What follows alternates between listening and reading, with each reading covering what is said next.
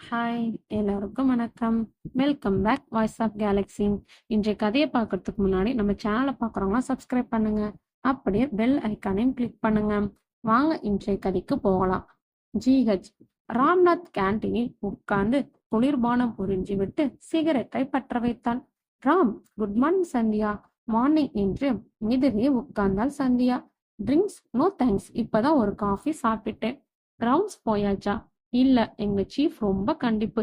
அவர் வந்த பிறகுதான் போகணும். அதனால வேலையும் சுலபம். நாங்களா எதுவுமே பண்ண வேண்டியதில்ல. ஹிஸ்டரி சீட் பார்த்து அடுத்து என்ன செய்யலாங்கிறத யூகிக்கிறதோட சரி. சொல்லக்கூட வேண்டியதில்ல, அவர்தான் சொல்வார். சரி தப்புன்னு மனசுக்குள்ளேயே ஒரு டிக். That's all. தப்பாயிடுச்சுன்னா சந்தேகம் கேட்பேன், விளக்கம் சொல்லுவாரு. நாம இன்னும் ஹவுஸ் சர்ஜனா இருக்கோமோன்னு அடிக்கடி எனக்கே சந்தேகம் வரும். சிரித்தான். ஓம் பாடு நிம்மதி. இக்கரைக்கு அக்கறை பச்சை. எனக்கு என்னவோ இப்படி இருக்க பிடிக்கவே இல்லை. நீங்க ரவுண்ட்ஸ் போயிட்டு வந்துட்டீங்களா?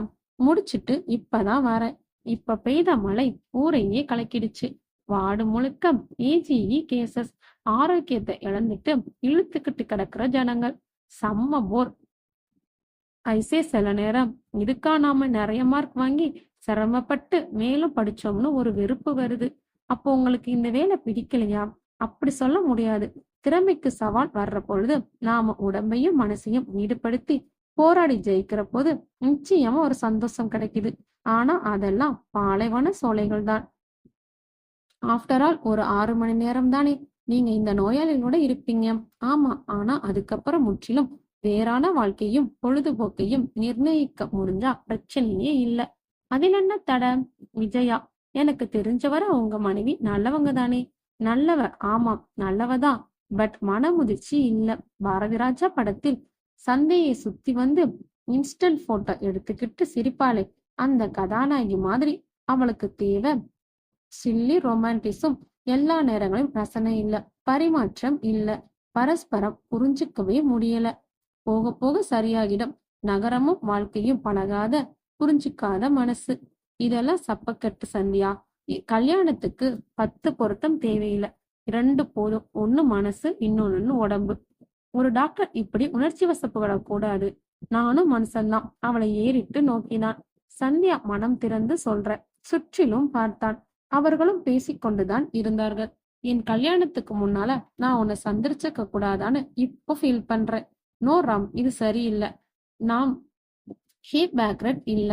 என்னால மனசை திற போட்டு மறைக்க முடியாது. நாம தினமும் சந்திக்கிறோம், பேசுறோம். ஒரு நாள் பார்க்க முடியலன்னா வருத்தப்படுறோம். அப்படி என்ன தொழில் முறையா பேசவா நாம இப்படி தவிக்கிறோம்? இதுதான் எல்லை என்று சந்தியா முகத்தை திருப்பிக் கொண்டாள். அப்பொழுது ஹலோ என்றபடி ஸ்ரீகாந்த் அவர்கள் மேஜைக்கு வந்தான். ட்ரிங்க்ஸ் இப்பதான் சாப்பிட்டோம். அவன் தனக்கு மட்டும் குளிர்பானம் வரவழைத்து உறிஞ்சினான். பின்பு சிகரெட்டை பற்ற வைத்தான். என்னாச்சு, 2 பேரும் எதிரெதிர உட்காந்து பேசாம இருக்கீங்க? இவ்வளவு நேரம் பேசிட்டு தான் இருந்தோம். இப்ப என்ன ஆச்சு? ஒண்ணுமில்ல.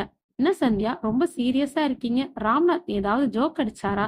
அவளும் சிரித்தாள். இருவருமே ஸ்ரீகாந்துக்கு எதிரே தங்கள் உணர்ச்சியை காட்டிக் கொள்ளாமல் இருக்க ஏதாவது பேசலாம் என்று யோசித்து பேசாது இருந்தார்கள். பிறகு ராம்நாத் எழுந்து கொண்டான். See you then, வரே சந்தியா என்று நகர்ந்தான். 2 நிமிடம் இடைவெளி விட்டு அவளும் எழுந்தாள். வரேன் டாக்டர் என்று. சிகரெட் மட்டும் துணைக்கு வைத்திருந்த ஸ்ரீகாந்தின் உதட்டோரம் ஒரு குரூர புன்னகை தோன்றியது. கேன்டீனை விட்டு வெளியேறினான். வார்டுக்கு வந்தான். நர்ஸுக்கு அருகில் இருந்த போனை எடுத்தான். சிஸ்டர், ஒரு பர்சனல் விஷயம் பேசணும். அவள் விலகினாள். ராம் வீட்டுக்கு போன் செய்தாள். விஜயா, நான் ஸ்ரீகாந்த் பேசுறாமா. வர வர இவன் போக்கே சரியில்லை. இப்ப கூட கேண்டீன்ல உட்காந்து அந்த சந்தியாவோட அரைச்சடிச்சிட்டு போறான். இது எங்க கொண்டு போய் விடுமோ தெரியல. நியாயமா பார்த்தா நான் அவனோட ஃப்ரெண்டு. இதையெல்லாம் சொல்லக்கூடாது. இருந்தாலும் மனசு கேட்கல. அவனை கண்டிச்சு வைமாம், அதுதான் நல்லது. ரிசீவரை வைத்துவிட்டு திருப்தியுடன் நடந்தான். ஸ்ரீகாந்தின் போன் வந்த கணத்திலிருந்து விஜயா வெறுப்பின் உச்சத்தில் இருந்தாள். சந்தியாவின் பேரை இதற்கு முன்னும் அவள் கேள்விப்பட்டிருக்கிறாள். சாப்பாடு எடுத்து போகும் லலிதா ஒரு முறை சொல்லியிருக்கிறாள். பின்பு ஸ்ரீகாந்த் ஒரு முறை நேரில் சொன்னான். ஒரு முறை அவளுடைய காரிலேயே ராம்நாத் வந்து இறங்கினான். கன நேர பார்வையிலேயே அவள் அழகு மனதில் பதிந்து அச்சுறுத்தியது. யார் அவங்க? அவங்களும் டாக்டர் தான். உங்க ஹாஸ்பிட்டல்ல வேலை செய்யறாங்களா? ஆமா, பேர் சந்தியா. அப்பொழுதே மனசை நெருடியது. இவள்தானா? இவளோட தானா? எல்லாவற்றையும் கேட்டுவிட நாக்கும் மனசும் பரபரத்தன. அடக்கி கொண்டாள். பதறி பேசுவதால் எல்லாம் சிதறி போகலாம் என்று பயந்தாள். அதை பற்றி பேசுவதே தங்களுக்குள் ஒரு விரிசலை தோற்றுவித்து விடுமோ என்று அச்சப்பட்டாள். பொறுமையில் இருந்தாள். ஆனால் இப்பொழுது எல்லை மீறி போய்விட்டது.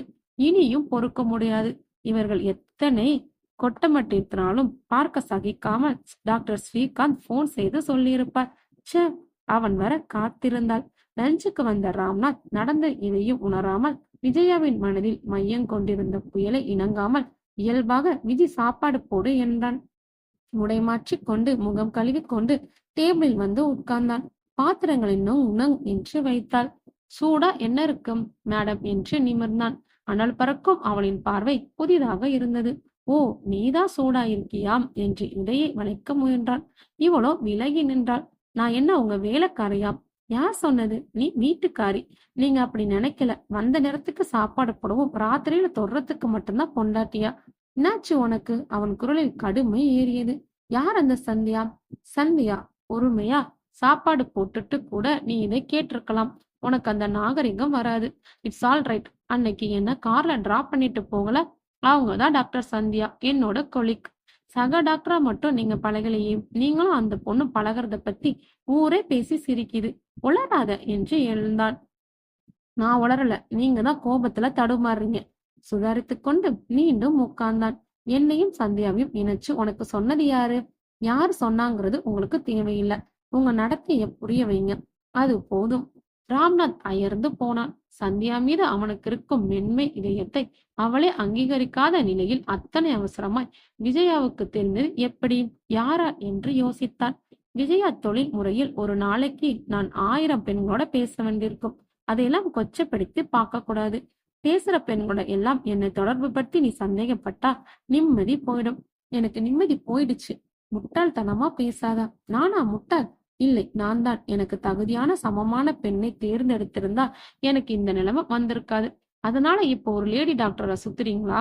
What nonsense you are docking?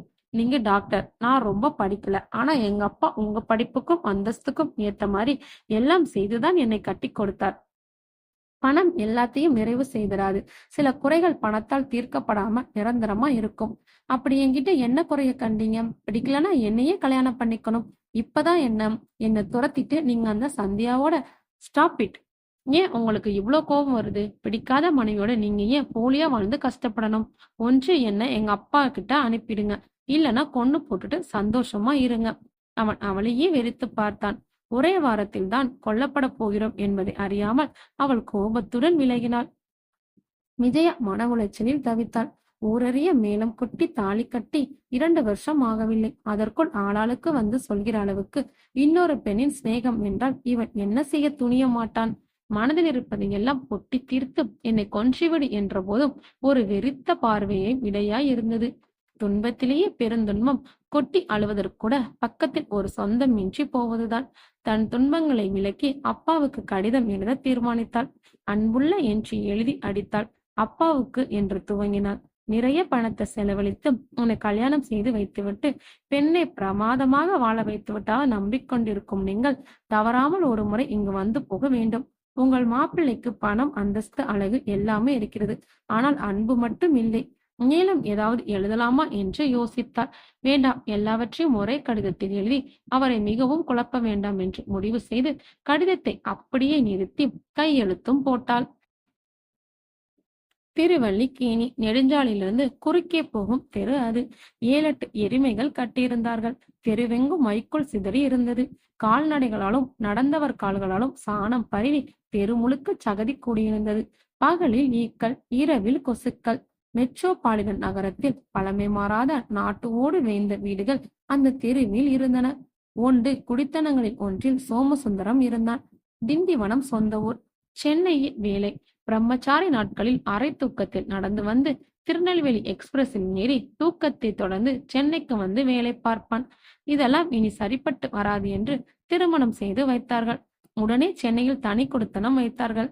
அப்பொழுது வந்து சேர்ந்த புதிதில் எருமைகளும் ஈக்களும் கொசுகளும் பழகவில்லை.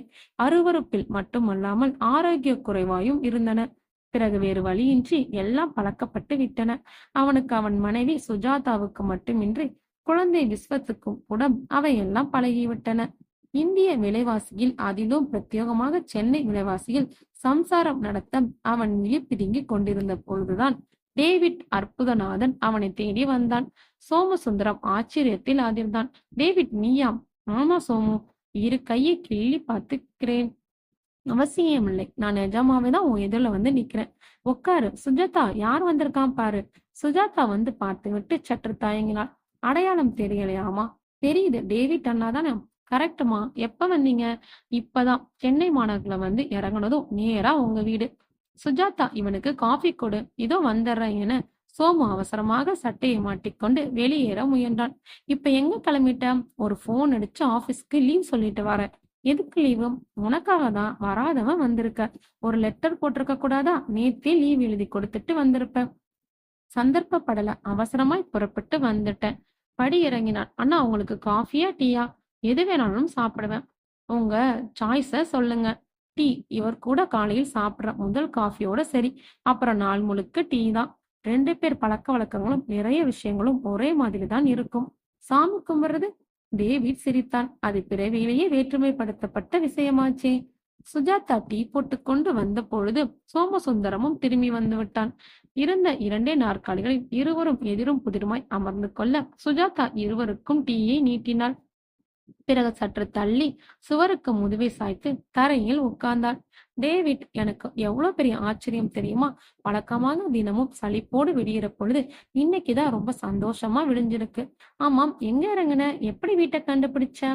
வெலிங்டன் இறங்கி அங்கிருந்து விசாரிச்சு நடந்து வந்துட்டேன். ஒரு ஆட்டோ பிடிச்சு வந்திருக்கலாமே. டேவிட் மென்மையாக சிரித்தான். சட்டென்று எடுத்த எடுப்பிலேயே விலக்கிவிட முடியாத எத்தனையோ சோகங்களுக்கு அந்த சிரிப்பு திரை போட்டது. சுஜாதாவும், டேவிட் பயங்கரமான ஆளு, உனக்கு நினைவிருக்கா? நம்ம கல்யாணத்துக்கு ஒரு ஓவியத்தை பரிசா கொடுத்தானே. இவன் ஒரு பிறவி கலைஞன். 10-11 வயசுலயே ரொம்ப அழகா படம் வரைவான். பழங்கதை எல்லாம் இப்ப எதுக்கு சோமம் என்ற போது டேவிட்டின் குரலில் ஒரு பலவீனம் இருந்தது. பழங்கதையா? அது ஒரு சுகமான காலம். டேவிட், எத்தனை கனவுகளோடு கற்பனைகளோடு நம்பிக்கைகளோடு நாம இருந்தோம். அதெல்லாம் திரும்பி வருமா என்ன? வராதுதான். ஆனா அந்த நினைப்பிலேயே சுகம் காண முடியுமா? இன்னும் யதார்த்தத்தை, பிரச்சனையை பார்க்கிறோம், தீர்க்கிறோம். அதுக்காக அதையெல்லாம் நினைக்காம இருக்க முடியுமா? உனக்கு ஞாபகம் இருக்கா டேவிட்? நாம 10th படிக்கும் போது நீ பத்திரிகையிலே வர்ற படத்தை எல்லாம் அப்படியே வரைஞ்சு காட்டுவ. நீ வேணும்னா பாரு, ஒரு நாள் இந்த புஸ்தகத்தில் எல்லாம் நான் வரைஞ்ச படங்க தான் அதிகமா வரும்னு நீ மார்த்தட்டுவ. ஆமாம், சொன்னேன், ஆசைப்பட்டேன். ஆசிருக்க தாசில் பணங்கிற மாதிரி எனக்கு அச்சமில்லையே. சோமு, சீக்கிரமே ஏதாவது வேலைக்கு போய் அரை வயிற்றுக்கு கஞ்சியாவது சாப்பிடணுங்கிற நிலைமையில அதுக்கெல்லாம் ஏது இடம்? டேவிட்டின் கேள்வி கத்தியாக செருகியது. டேவிட் மிகவும் துரதிர்ஷ்டசாலி. 11வது படிப்பு 10 முறை எம்ப்ளாய்மெண்ட் எக்ஸ்சேஞ்ச் போகத்தான் உதவியது. 10 பிள்ளைகளுக்கு டியூஷன், 7-8 கடைகளில் கணக்கு என்று டேவிட் எப்படியோ வாழ்க்கையை ஓட்டினான். டேவிட் என்ற மனிதன் பிழைத்துக் கொண்டான். ஆனால் அவனுக்குள்ளிருந்த கலைஞன் செத்து போனான். எப்பொழுதாவது நண்பர்களுக்கு வாழ்த்து எழுதி அதற்காக ஓவியம் வரைந்த நேரங்களில் மட்டும் டேவிட்டை நினைத்து நண்பர்கள் பெருமூச்சு விட்டார்கள். அவனும் சுய ரக்கத்தில் தவித்து போனான். நீங்க பேசிட்டு இருங்க, நான் டிஃபன் ரெடி பண்றேன் என்று சுஜாதா எழுந்து கொண்டாள். உண்டு கொடுத்தன வசதி மனதுக்குள் உறுத்தினாலும் டேவிட்டின் இருப்பு தந்த சந்தோஷத்தில் சோமசுந்தரம் கேட்டான். டேவிட், ஒரு 4-5 நாளாவது தங்கிட்டு போறியா? டேவிட்டின் மனசுக்குள் 1000 யோசனைகள். சோமு, 4-5 நாளா? எவ்வளவு நாள் தங்க போறேன்னு எனக்கே தெரியல. இப்பதான் வந்தேன். வந்து உக்காந்த உடனே எல்லாத்தையும் எப்படி கொட்டி அலறுன்னு தயங்கிட்டு இருந்தேன்.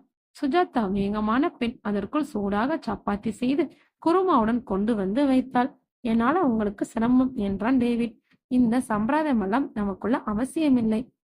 சம்பிரதாயம் இல்ல, ஃபீல் பண்றதா சொல்றேன். சரி, சாப்பிடு. 10 வருஷத்தில் டேவிட் மீது ஏகப்பட்ட மாற்றம். முன்னந்தலையில் வழுக்கை விழ ஆரம்பித்து விட்டது. முகத்தில் சுருக்கம், கண்களில் கோடுகள், மேலும் கெச்சலாகி போன உருவம், வயதை மிகுப்படுத்தி காட்டும் தோற்றம். டேவிட், 10 வருஷத்துக்கு முன்னாலேயே சொன்னேன், இப்பவும் சொல்றேன், மெட்ராஸ் வந்துடேன். அதான் வந்திருக்கேனே. அட, இப்படி கேஷுவலா வர்றத சொல்லல. நிரந்தரமா மெட்ராஸ்லயே உன் மனசுக்கு பிடிச்ச விதமா ஆர்டரோ சம்பந்தப்பட்ட ஒரு வேலையில அமர்ந்து சம்பாதிக்கலாம். இங்கேயே செட்டில் ஆகலாம்.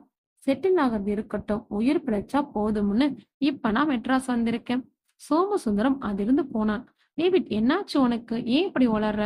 உளரல, உண்மை. நான் மெட்ராஸ் வந்தது இங்கே ஜிஹெச்ல என் உடம்ப காட்டத்தான். உடம்புக்கு என்னாச்சு? எனக்கு இதயத்துல வாழ்வில் கோளாறு இருக்கு. நான் இப்போ ஒரு இதய நோயாளி. சோமசுந்தரத்தின் குரல் நடுங்கியது. டேவிட், நிஜம்தானா? உனக்கா? உனக்கு எப்படி? மென்மையான இதயம், அழகான ரசனையும் கொண்ட உனக்கா இதய கோளாறு? டேவிட் உயிரற்ற சிரிப்பு சிரித்தான். சோமு, மென்மையான இதயம்னு நீ மீன் பண்றத மனச. இப்ப கோளாரோட இயங்கிக்கிட்டு இருக்க இதயம் ஒரு இயந்திரம்.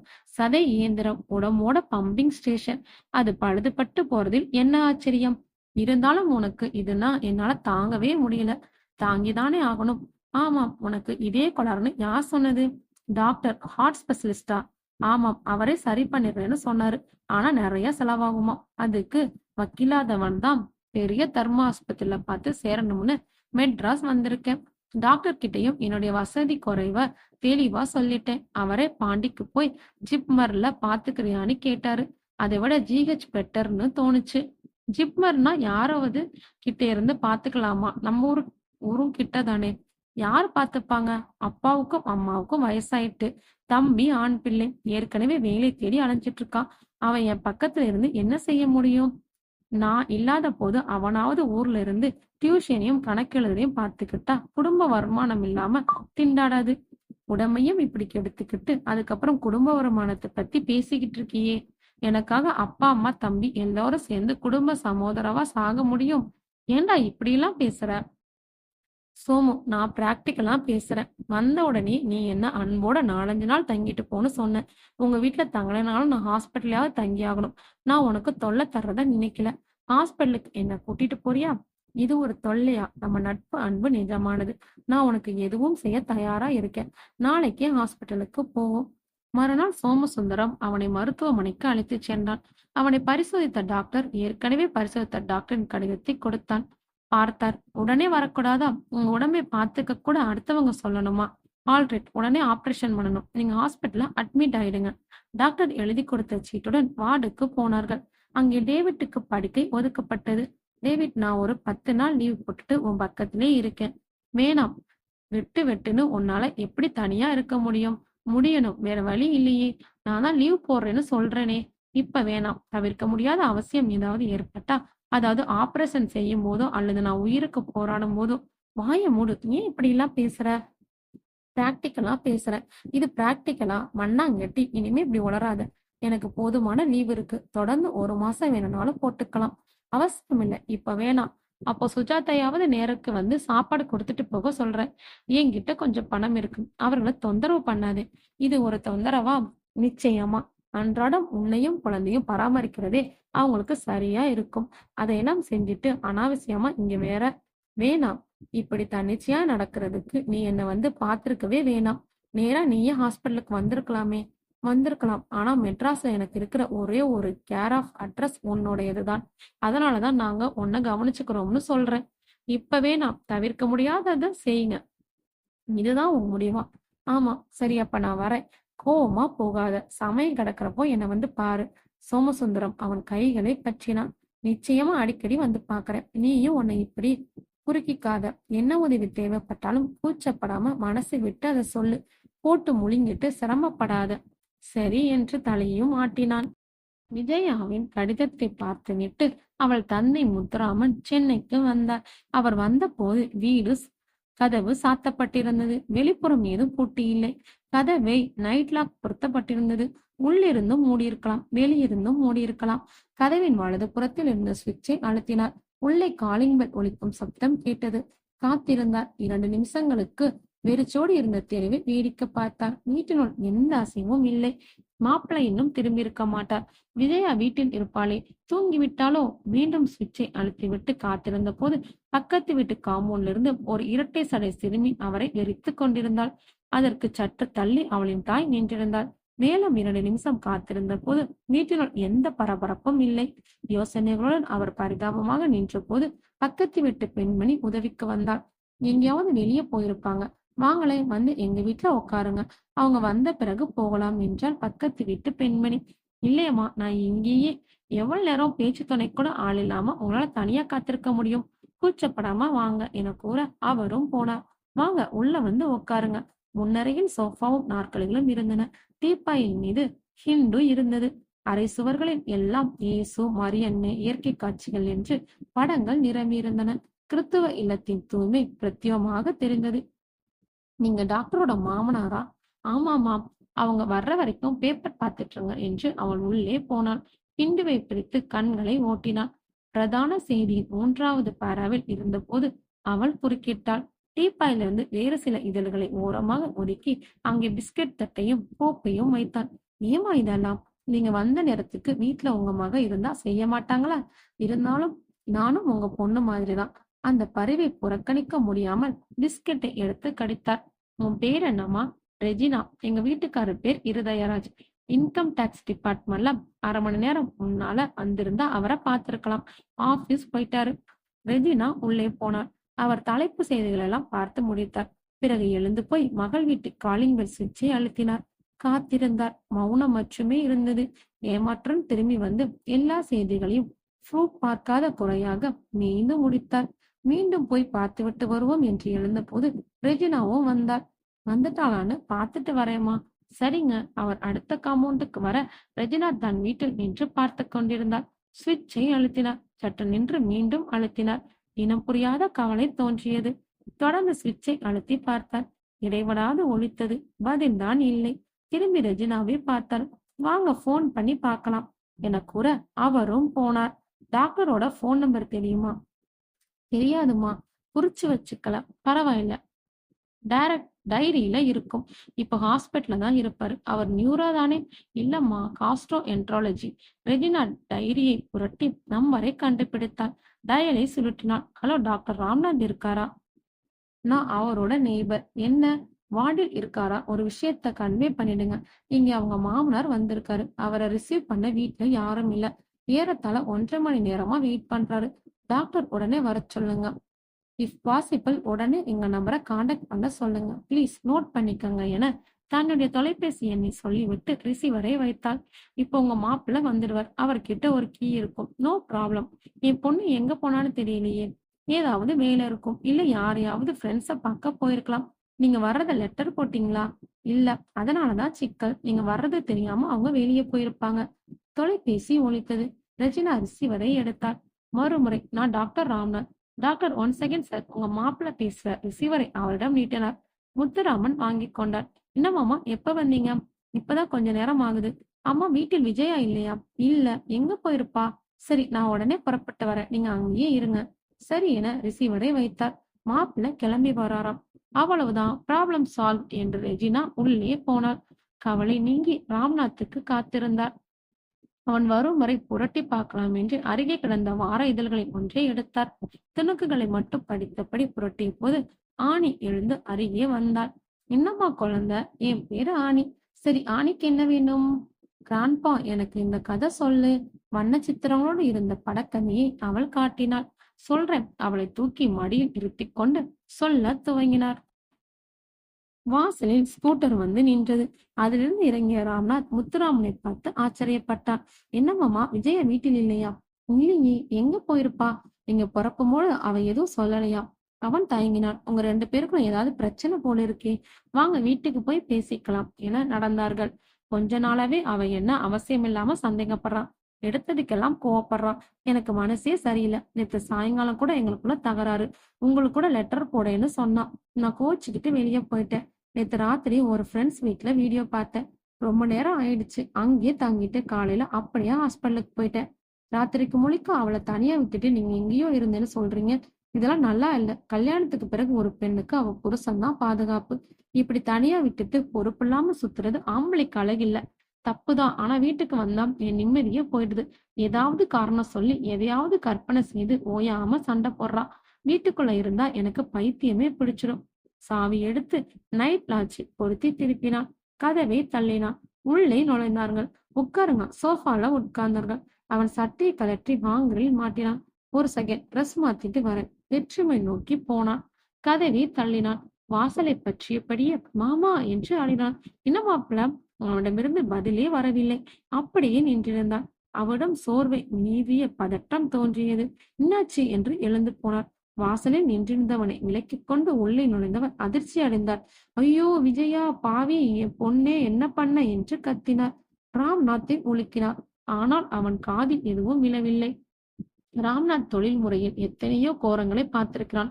அவனுக்கு தோல் போத்திய உடம்பை தவிர ரத்தம், சதை, எலும்பு எல்லாமே மிகவும் பரிச்சயமான என்றாலும் அப்பொழுது ஆடிப்போய் இருந்தான். விபத்தில் சிக்கி சேதமடைந்த நிலையில் கொண்டு வரப்பட்ட எத்தனையோ உடல்களை அவன் பார்த்திருக்கிறான். அப்பொழுதெல்லாம் அவன் மனம் அறிவு தளத்திலேயே இயங்கும். அடுத்து என்ன செய்யலாம், காப்பாற்ற வழியுண்டா என்ற சிந்திப்பான். இப்பொழுதோ மனம் முற்றிலும் உணர்வு தளத்தில் சுழன்று கொண்டிருந்தது. விஜயா, அவன் மனைவி விஜயா மெத்தவும் நேசித்தான் என்று சொல்ல முடியாது என்றாலும் முற்றிலுமாக வெறுத்துவிடவில்லை. வழி தேடி இருக்கும் ரத்தத்தின் நடுவே விழுந்து கிடக்கிறாள். என்ன பண்ண என் பொண்ணே? மாமா உளராதீங்க, நானே இந்த அதிர்ச்சியை தாங்க முடியாம குழம்பி போயிருக்கேன். நீங்க வேற. அவர் கையை ஆத்திரத்துடன் விளக்கினான். செய்வதறியாத அவனே ஆத்திரத்துடன் வெறுத்து கொண்டிருந்த முத்துராமன் மகளை நோக்கி நடந்தார். அவள் முகவாகி தொட்டார். சில்லீர் என்றிருந்தது. கட்டையாக விரைத்திருந்தாள். திரும்பி வர முடியாத இடத்துக்கு போய்விட்டாள் என்பது புத்தியில் உரைத்தது. ஐயோ விஜயா, போயிட்டியே, உன்னை இந்த கோலத்தில் பார்க்கவா என்ன வர சொல்லி எழுதுன? ஐயோ மகளே என்று அழுதாள். ராம்நாத்துக்கு விஜயாவை நெருங்கி உடம்பை தொடாமல் மூக்கின் முன் கையை வைத்தான். சுவாசம் இல்லை. மணிக்கட்டை தொட்டான். ஜில் இட்டது. திரும்பினான். திரும்பியவனை திகைத்து போனான். எதிரே கட்டிலில் அவன் டா வடிவில் மடங்கி இருந்தான்.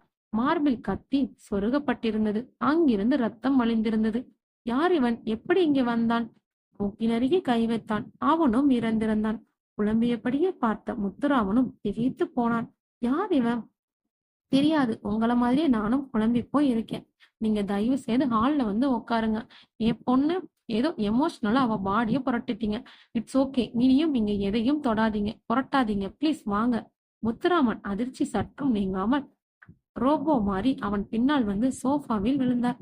முத்துராமன் அலறிய சத்தம் கேட்டு பக்கத்து வீடுகளில் ரெஜினாவும் மகேஸ்வரியும் உள்ளே வந்தார்கள். என்னாச்சு சார்? ஏதாவது ப்ராப்ளமா? உங்க மிஸ்ஸஸ் உடம்பு சரியில்லாம இருக்காங்களா? ப்ராப்ளம் தான். நான் உடனே போலீஸ காண்டாக்ட் பண்ணும். உங்க வீட்டுக்கு போய் போன் பண்ணலாமா? அந்த ரூம்ல ரெஜினா நகர முயன்றாள். பிளீஸ் போகாதீங்க, அவளை யாரோ கொன்னுட்டாங்க. என்ன கொலையா? அந்த பெண்கள் மிரண்டு போனார்கள். போன் பண்ணணும், வாங்க. ராம்நாத்தை தொடர்ந்து ரெஜினா நடந்தாள். மகேஸ்வரி 2:08 தன் வீட்டுக்கு போய் கதவை சாத்திக் கொண்டாள். 10 நிமிடங்களில் ராம்நாத் வீட்டிற்கும் போலீஸ் வந்தது. இன்ஸ்பெக்டர் விஷ்ணு பிரசாத்தும் எஸ்ஐ நவீனும் கான்ஸ்டபிள் தொடர வந்தார்கள். நீங்க தான் போன் பண்ணதாம் என விஷ்ணு கேட்க, ஆமாம். இது உங்க வீடா? ஆமா. என் பேர் ராம்நாத். நான் ஒரு டாக்டர். ஜிஹெச்ல ஒர்க் பண்றேன். இறந்து போனது ஒண்ணு என் ஒய்ஃப், இன்னொருத்தன் தெரியல. விஷ்ணு முகவாயை தேய்த்து கொண்டார். ஹாலுக்கு வந்ததும் விஷ்ணு முத்துராமனை பார்த்தார். இவர் என்னோட மாமனார். உங்க கூட இருக்காராம்? இல்ல, இன்னைக்குதான் வந்தாரு. முத்துராமன் ஆற்றாமையால் என் பொண்ணை பொணமா பார்க்க வந்தேன் என்று அழுதார். விஷ்ணு அவருடைய தோளை தட்டினார். வாடி எங்க இருக்கம்? பெட்ரூமில். பெட்ரூமில் விஷ்ணு விஜயாவை பார்த்தார். அழகான பெண். மொடமொடப்பான காட்டன் சாரி ரத்தத்தில் குளிர்ந்திருந்தது. தலைப்பகுதியிலிருந்து ரத்தம் பரவி இருந்தது. ரத்தம் முற்றிலும் உறைந்து காய்ந்து போய் இருந்தது. ஊன்றி கவனித்தார். உடம்பில் வேறெங்கும் காயங்கள் இல்லை. ஆடைகளில் கசங்களோ கிழிசலோ விலகலோ இல்லை. ரேப் அட்டம் இருக்காது, அல்லது முடிந்திருக்காது. மணிக்கட்டுக்கு கீழே கண்ணாடி வளைகள் நொறுங்கி இருந்தன. மற்றொரு பிரேதம் வாசலிருந்து பார்க்க முடியாத கட்டிலில் மறைந்து பின்னந்தலையை மட்டும் லேசாக காட்டிக் கொண்டிருந்தது. நவீன் வந்தான். எல்லாருக்கும் சொல்லிட்டீங்களா? ஆச்சு. அவங்க வந்த பிறகு டீட்டெயிலா பார்ப்போம். ஓகே என்ற நவீனும் மேலோட்டமாக அந்த அறையை பார்த்து கொண்டான். மிஸ்டர் ராம்நாத் சார், முதல்ல பார்த்தது நீங்களா? நானும் எங்க மாமனாரும் சேர்ந்தே பாத்தீங்களா? இல்ல, நான் தான் முதல்ல பார்த்தேன். உடனே அவரை கூப்பிட்டு காட்டிட்டேன். அப்புறம் உங்களுக்கு போன் பண்ணேன். கடைசியா உங்க மனைவியை நீங்க எப்போ உயிரோட பாத்தீங்க? நேத்து சாயங்காலம். நேத்து சாயங்காலமா? காலையில பாக்கலையா? இல்ல, நேத்து சாயங்காலம் என் ஒய்ஃப் கொஞ்சம் கோவமா பேசிட்டா. நான் வெளியே போயிட்டேன். ஒரு ஃப்ரெண்டு வீட்டுல வீடியோ பார்த்தோம். ரொம்ப நேரம் ஆயிடுச்சு. அங்கேயே தங்கிட்டு காலையில ஹாஸ்பிட்டலும் போயிட்டேன். எந்த ஃப்ரெண்ட் வீட்டுல தங்குனீங்க? டாக்டர் ஸ்ரீகாந்த். அவர் அட்ரஸ் சொல்லுங்க சொன்னான். குறித்து கொண்டார். எப்ப வீடு திரும்பினீங்க? 20 நிமிஷம் ஆகுது. நேத்து உங்க ஒய்ஃப் சண்டை போட்டதா சொன்னீங்க. ஏன் சண்டை போட்டாங்க? அவ கண்ட்ரி கேர்ள். அவளுக்கு எனக்கும் ரசனா ஒத்து போகல. அடிக்கடி சண்டை வருமா? ஆமா. ஃபாரன்சிக் சங்கரநாராயணுக்கு வேதாத்திரியும் வந்தார்கள். வாங்க. அவர்கள் அறைக்கு போன போது போட்டோகிராஃபரும் கணேசனும் வந்தான். நீங்க ப்ரொசீட் பண்ணலாம். சங்கரநாராயணும் வேதாத்திரியும் காலடி தடயங்கள் கைரேகைகளை தேடி பவுடர் தூவினார்கள். கணேஷ் போட்டோ எடுத்து கொண்டிருந்தான். சுற்றுப்புறமும் விஜயாவின் பிணமும் பரிசோதிக்கப்பட்டு முடிந்ததும் எதிரே இருந்த பிரேதத்திடம் கவனத்தை திருப்பினார்கள். கைக்குட்டை உபயோகித்து அதன் மார்பிலிருந்து கத்தி உருவப்பட்டது. விஷ்ணு கான்ஸ்டபிளுக்கு சைகை காட்டினார். விஜயாவின் உடல் நேராக கிடத்தப்பட்டு பிறகு மேலே இருந்த பிரேதமும் ஒழுங்குபடுத்தப்பட்டு நேராக படுக்க வைக்கப்பட்டது. விஜயாவை உற்று கவனித்த சங்கரநாராயண், இங்கே எனக்கு வேலை இருக்கு என்று அவள் கன்னத்தை காட்டினார். என்ன சொல்றீங்க? இங்க பாருங்க, பல்குறி. விஷ்ணுவும் கூர்ந்து பார்த்தார். ஆமா, காம சாஸ்திரத்திலும் கலிங்கத்து பரணிலும் படிச்சது. இப்பதான் பாக்குறேன். நவீன் குறுக்கிட்டார். சார், ஜோக் அடிக்க இதுவா நேரம்? நமக்கு தனியா ஏது நேரம்? கொலைக்கு கொள்ளைக்கு நடுவுலதான் ஜோக் அடிச்சாகணும். அந்த பொண்ணு விழுந்து கிடக்கிற தோற்றத்தையும் உடைகளோ உடம்போ பலாத்காரம் நடந்ததற்கான அடையாளம் காட்டாததையும் வச்சு ரேப் அட்டமெண்ட் இருக்காதுன்னு நினைச்சோம். இப்ப இந்த அடையாளம் யோசிக்க வைக்குது. இப்படி இருக்கலாம். எப்படி? அவன் வெறித்தனமா இவன் கன்னத்தை கடிச்சிட்டு மேலும் முயற்சி பண்ணும்போது இவ அவனை கத்தியால குத்திருக்கலாம். சரி, அப்போ அவனோட மரணம்? அந்த போராட்டத்தில் அவன் ஏடகுடாம ஹிட்டாகி இருக்கலாம். இந்த அங்கிள் நல்லா தொடர்கதை மாதிரி தங்கு தடையில்லாம போகுது. பிஎம் ரிப்போர்ட்டும் ஃபாரன்சிக் ரிப்போர்ட்டும் துணை புரியாதான்னு பார்ப்போம். ராம்நாத்தையும் அவங்க மாமனாரையும் கூப்பிடுங்க. அவர்கள் அருகே வந்தார்கள். 2 பேரும் நல்லா பாருங்க, இவன் யாருன்னு உங்களால சொல்ல முடியுமா? தெரியல என்று முத்துராமன் உடனே பதில் சொன்னார். ராம்நாத் மிகவும் கவனமாக அந்த பிரேதத்தை பாதை கேசம் பார்த்தார். பிறகு தெரியல என்றான். சரி, அந்த கத்தி கையில் எடுக்காம பாருங்க. உங்க வீட்டு உபயோகத்தில் வச்சிருந்ததா அதுன்னு தெரியணும். ராம்நாத் அந்த கத்தியே பார்த்தான். எஸ் சார், இது எங்களுடையதான். சமையலறை உபயோகத்தில் இருந்தது. ஓகே, நான் பாடியை போஸ்ட்மார்ட்டத்துக்கு அனுப்பிடுறேன். போஸ்ட்மார்ட்டம் முடிஞ்சதும் நீங்க பாடியை வாங்கிக்கலாம். மிஸ்டர் சங்கரநாராயண், உங்க வேலை முடிஞ்சிட்டுதா? Cent percent. நவீன், ஆம்புலன்ஸ் வெளியே இருக்கு சார். பாடியை அனுப்பிடுங்க. கான்ஸ்டபிள் ஒவ்வொரு உடலா அள்ளி ஆம்புலன்ஸுக்கு கொண்டு போனார்கள். விஷ்ணுவும் நவீனும் முத்துராமனிடம் வந்தார்கள். நீங்க இன்னைக்குதான் மெட்ராஸ் வந்தீங்களா? ஆமா. உங்க ஊர் தஞ்சாவூர். என்ன விஷயமா வந்தீங்க? பொண்ணை பார்க்கவா? ஆமா. நீங்க மெட்ராஸ் வந்தது வேற ஏதாவது காரணம் உண்டா? வேற காரணம் எதுவும் இல்லை. ஆனா ஏதோ சொல்ல வரீங்க, தயங்காம சொல்லுங்க. என் பொண்ணு ஒரு லெட்டர் எழுதியிருந்தா. அது என்ன குழப்பிட்டுச்சு? என்ன எழுதியிருந்தாங்க? என்ன ஒரு டாக்டருக்கு கட்டி கொடுத்துட்டேன்னு நீங்க பெருமைப்பட்டுக்கலாம். ஆனா நான் சந்தோஷமா இல்லைங்கிறது எதையோ ஊடகமா எழுதியிருந்தா. ஆனா விவரம் என்னன்னு அதில் அவ உடைச்சு சொல்லல. அப்படியா? அந்த லெட்டர் உங்ககிட்ட இருக்கா? அவர் சட்டை பையிலிருந்து கடிதத்தை எடுத்து கொடுத்தார். விஷ்ணு படித்து பார்த்தார். விசாரணை முடிகிறவரை இந்த கடிதம் என்னிடம் இருக்கட்டும். ராம்நாத் கையை பிசைந்து கொண்டார். இன்ஸ்பெக்டர் சார், நான் சொசைட்டில ஒரு ஸ்டேட்டஸ்ல உள்ளவன். என்னுடைய பர்சனல் விஷயமெல்லாம் வெளியே தெரியாமல் ரொம்ப சங்கடமா இருக்கும். டாக்டர், எங்களுக்கு தேவை உண்மை. கொலையாளிய கண்டுபிடிக்கிறதான் எங்க நோக்கம். முடிந்தவரை உங்க கௌரவம் பால்படாம விசாரணை பண்ணுவோம். வெளியே வந்தார்கள். பக்கத்து வீடுகளை விசாரிச்சிடுவோம் நவீன். நவீன் இருதயராஜ் வீட்டுக்கு போக விஷ்ணு மகேஸ்வரி வீட்டுக்கு போனார். மகேஸ்வரி முஸ்லிம் காக்கி உடையால் கலவரப்பட்டு முந்தானியை நன்றாக இழுத்து சொருகிக்கொண்டு சற்று பயந்து நின்றாள். உங்க வீட்டுக்காரர் இருக்காரா? சாயங்காலம் தான் வருவார். ஆபீஸ் போயிருக்கார். எங்க ஒர்க் பண்றார்? ஏஜிஎஸ் ஆபீஸ்ல. அவர் பேர் என்னம்மா? சிவதாசன். இது உங்க சொந்த வீடா? ஆமா. ரொம்ப வருஷமா இருக்கீங்களா? 8 வருஷம் ஆகுது. பக்கத்து வீட்டுக்காரங்க நல்ல பழக்கமா? பழக்கம்தான், ரொம்ப நெருக்கம் இல்ல. இறந்து போன விஜயா தனக்கு ஏதாவது பிரச்சனைன்னு உங்ககிட்ட சொன்னதுண்டா? பிரச்சனைய மனசு விட்டு சொல்ற அளவுக்கு பழக்கம் இல்ல. சரி, அவங்களே சொல்லனாலும் பக்கத்து வீடுன்றனால உங்களுக்கு தெரிஞ்சிருக்குமே. அவங்களுக்குள்ள அடிக்கடி சண்டை வருமா? டாக்டர் ரொம்ப வருஷமா இந்த வீட்டுல இருக்காரு. ரீசண்டானவரு. இந்த பொண்ணு அவரை கல்யாணம் பண்ணிட்டு வந்து 6 மாசம் தான் ஆகுது. ஆரம்பத்துல ஈவினிங் சேர்ந்து வெளியே போவாங்க. இப்ப அதிகமா இல்ல. ஆனா அவங்களுக்குள்ள சண்டை சச்சரவு இருக்கிறதா தெரியல. சரி டாக்டர், நேத்து சாயங்காலம் வீட்டை விட்டு போனவர் நேத்து வீடு திரும்பலைன்னு சொல்றாரு. இன்னைக்கு வீடு திரும்பி கதவை திறந்து பார்த்த பொழுது அவங்க மனைவி கொலையாகி இருக்கிறத பார்த்திருக்காரு. இந்த இடைப்பட்ட நேரத்துல அங்க 2 கொலைகள் நடந்திருக்கு. அதுல ஒண்ணு கத்தியால குத்தி செய்யப்பட்ட கொலை. அந்த கொலைகள் நடந்த நேரத்தில் நிச்சயமா அங்க ஒரு போராட்டமும் கத்தலும் இருந்திருக்கும். அப்படி ஏதாவது சத்தம் கேட்டுச்சா? எனக்கு எதுவும் கேட்கல. ஒருவேளை உங்க வீட்டுக்காரர் கேட்டிருப்பாரோ? அப்படி இருந்தா என்கிட்ட சொல்லியிருப்பாரு. நேத்து சாயங்காலமோ ராத்திரியோ காலையிலயோ யாரையாவது அவங்க வீட்டுக்கு வந்ததை நீங்க பாத்தீங்களா? இல்ல. சரி, அப்புறமா யோசிச்சு பாருங்க. உங்க வீட்டுக்கார்ட்டையும் சொல்லுங்க. எதையாவது உபயோகமான தகவல் இருந்தா எங்களை காண்டாக்ட் பண்ணுங்க ப்ளீஸ். வர என்று விஷ்ணு வெளியே வந்து ஜீப்பில் உட்கார்ந்தார். நவீன் இன்னும் வரலையா? சரி, வெயிட் பண்ணுவோம். 2 நிமிடங்களில் நவீனும் ஜீப்புக்கு வந்தான். என்ன நவீன், எனி இன்ஃபர்மேஷன்? எதுவும் கிடைக்கல சார். குறைந்தபட்சம் டாக்டர் தம்பதிகள் சச்சரவுகள் கூட அவங்களுக்கே தெரியல. டாக்டரை பத்தி ரொம்ப நல்ல ஒப்பீனியன் சொல்றாங்க. அந்த பொண்ணு ரிசர்வ் டைப்பாம். பக்கத்து வீடுகள் கூட பழக்கமில்லை. தெருவில் வேற யாரும் நண்பர்கள் இல்லையாம். சம்பவம் நடந்ததற்கான எந்த சத்தமும் கேட்கலன்னு சொல்றாங்க. ஏன் விசாரணையும் டிட்டோ. வீட்டோட அமைப்பையும் கண்ணாடி ஜன்னலையும் பார்க்கிற பொழுது வீட்டுக்குள்ள நடக்கிற விதமா போராட்டமும் வெளியே தெரியாம போக வாய்ப்புண்டு. ஆனா ஒரு மரண ஓலம் வெளியே கேட்காமல் போக சான்ஸே இல்ல. ஒருவேளை கூச்சலிடும் சந்தர்ப்பம் இல்லாம மரணங்கள் நிகழ்ந்திருக்கலாம். வினாடி நேர தாக்குதல் அவகாசம் தராம உயிரை எடுத்திருக்கலாம். 2 உயிருக்குள்ளமா அப்படி நடந்திருக்கும்? யோசிக்க வேண்டிய விஷயம்தான். இந்த கேஸ ரொம்ப விசித்திரமா இருக்கு. அந்த பெண் மட்டும் இறந்திருந்தா சொல்லாம ப்ரொசீட் பண்ணலாம். இதுல அவ புருஷன், அப்பா 2 பேருக்குமே தெரியாத ஒரு அந்நியன் சம்மந்தப்பட்டிருக்கான். அவனும் இறந்திருக்கான். ரொம்ப குழப்புது. அவனுடைய மோட்டிவ் என்ன? கொலையா, கற்பழிப்பா, கொள்ளையா? அவன் யாருன்னு தெரிஞ்சா எல்லாம் தெளிவாயிடும். அவனுடைய ரேகையை எடுத்து ஒப்பிட சொல்லியிருக்கேன். தெரிஞ்ச குற்றவாளினா நம்ம வேலை சுலபமாயிடும். இல்லைன்னா சிரமம். அந்த பல்குறி ரேப் அட்டம்ப்ட் தான். ஆமாம், கற்பழிப்பு முயற்சித்தவன். ஆனா நுழையும் போதே அந்த நோக்கத்தோட வந்தவனான்னு தெரியல. Let's wait. பிஎம் ரிப்போர்ட்டும் ஃபாரன்சிக் ரிப்போர்ட்டும் நமக்கு ஒரு க்ளோஸ் சர்க்கிளை உருவாக்கி தரும். இப்போதைக்கு நம்ம சந்தேக வட்டத்தில் டாக்டர் ராம்நாத் மட்டும்தான் இருக்காரு. ஒரு டாக்டர் சமூக அந்தஸ்து உள்ளவர். முழுசா ஒரு பிக்சர் கிடைக்கிற வரைக்கும் அவரை நெருங்க வேண்டாம். ஆனா அவர் நேத்து சாயங்காலத்துல இருந்து வீடு திரும்பலன்றது கொஞ்சம் யோசிக்க வைக்குது. நவீன், நீங்க இந்த விலாசத்துல இருக்கிற டாக்டர் ஸ்ரீகாந்த போய் பாக்குறீங்க. ராம்நாத் நேத்து ராத்திரி முழுக்க ஸ்ரீகாந்த வீட்டில் இருந்ததா சொல்றாரு.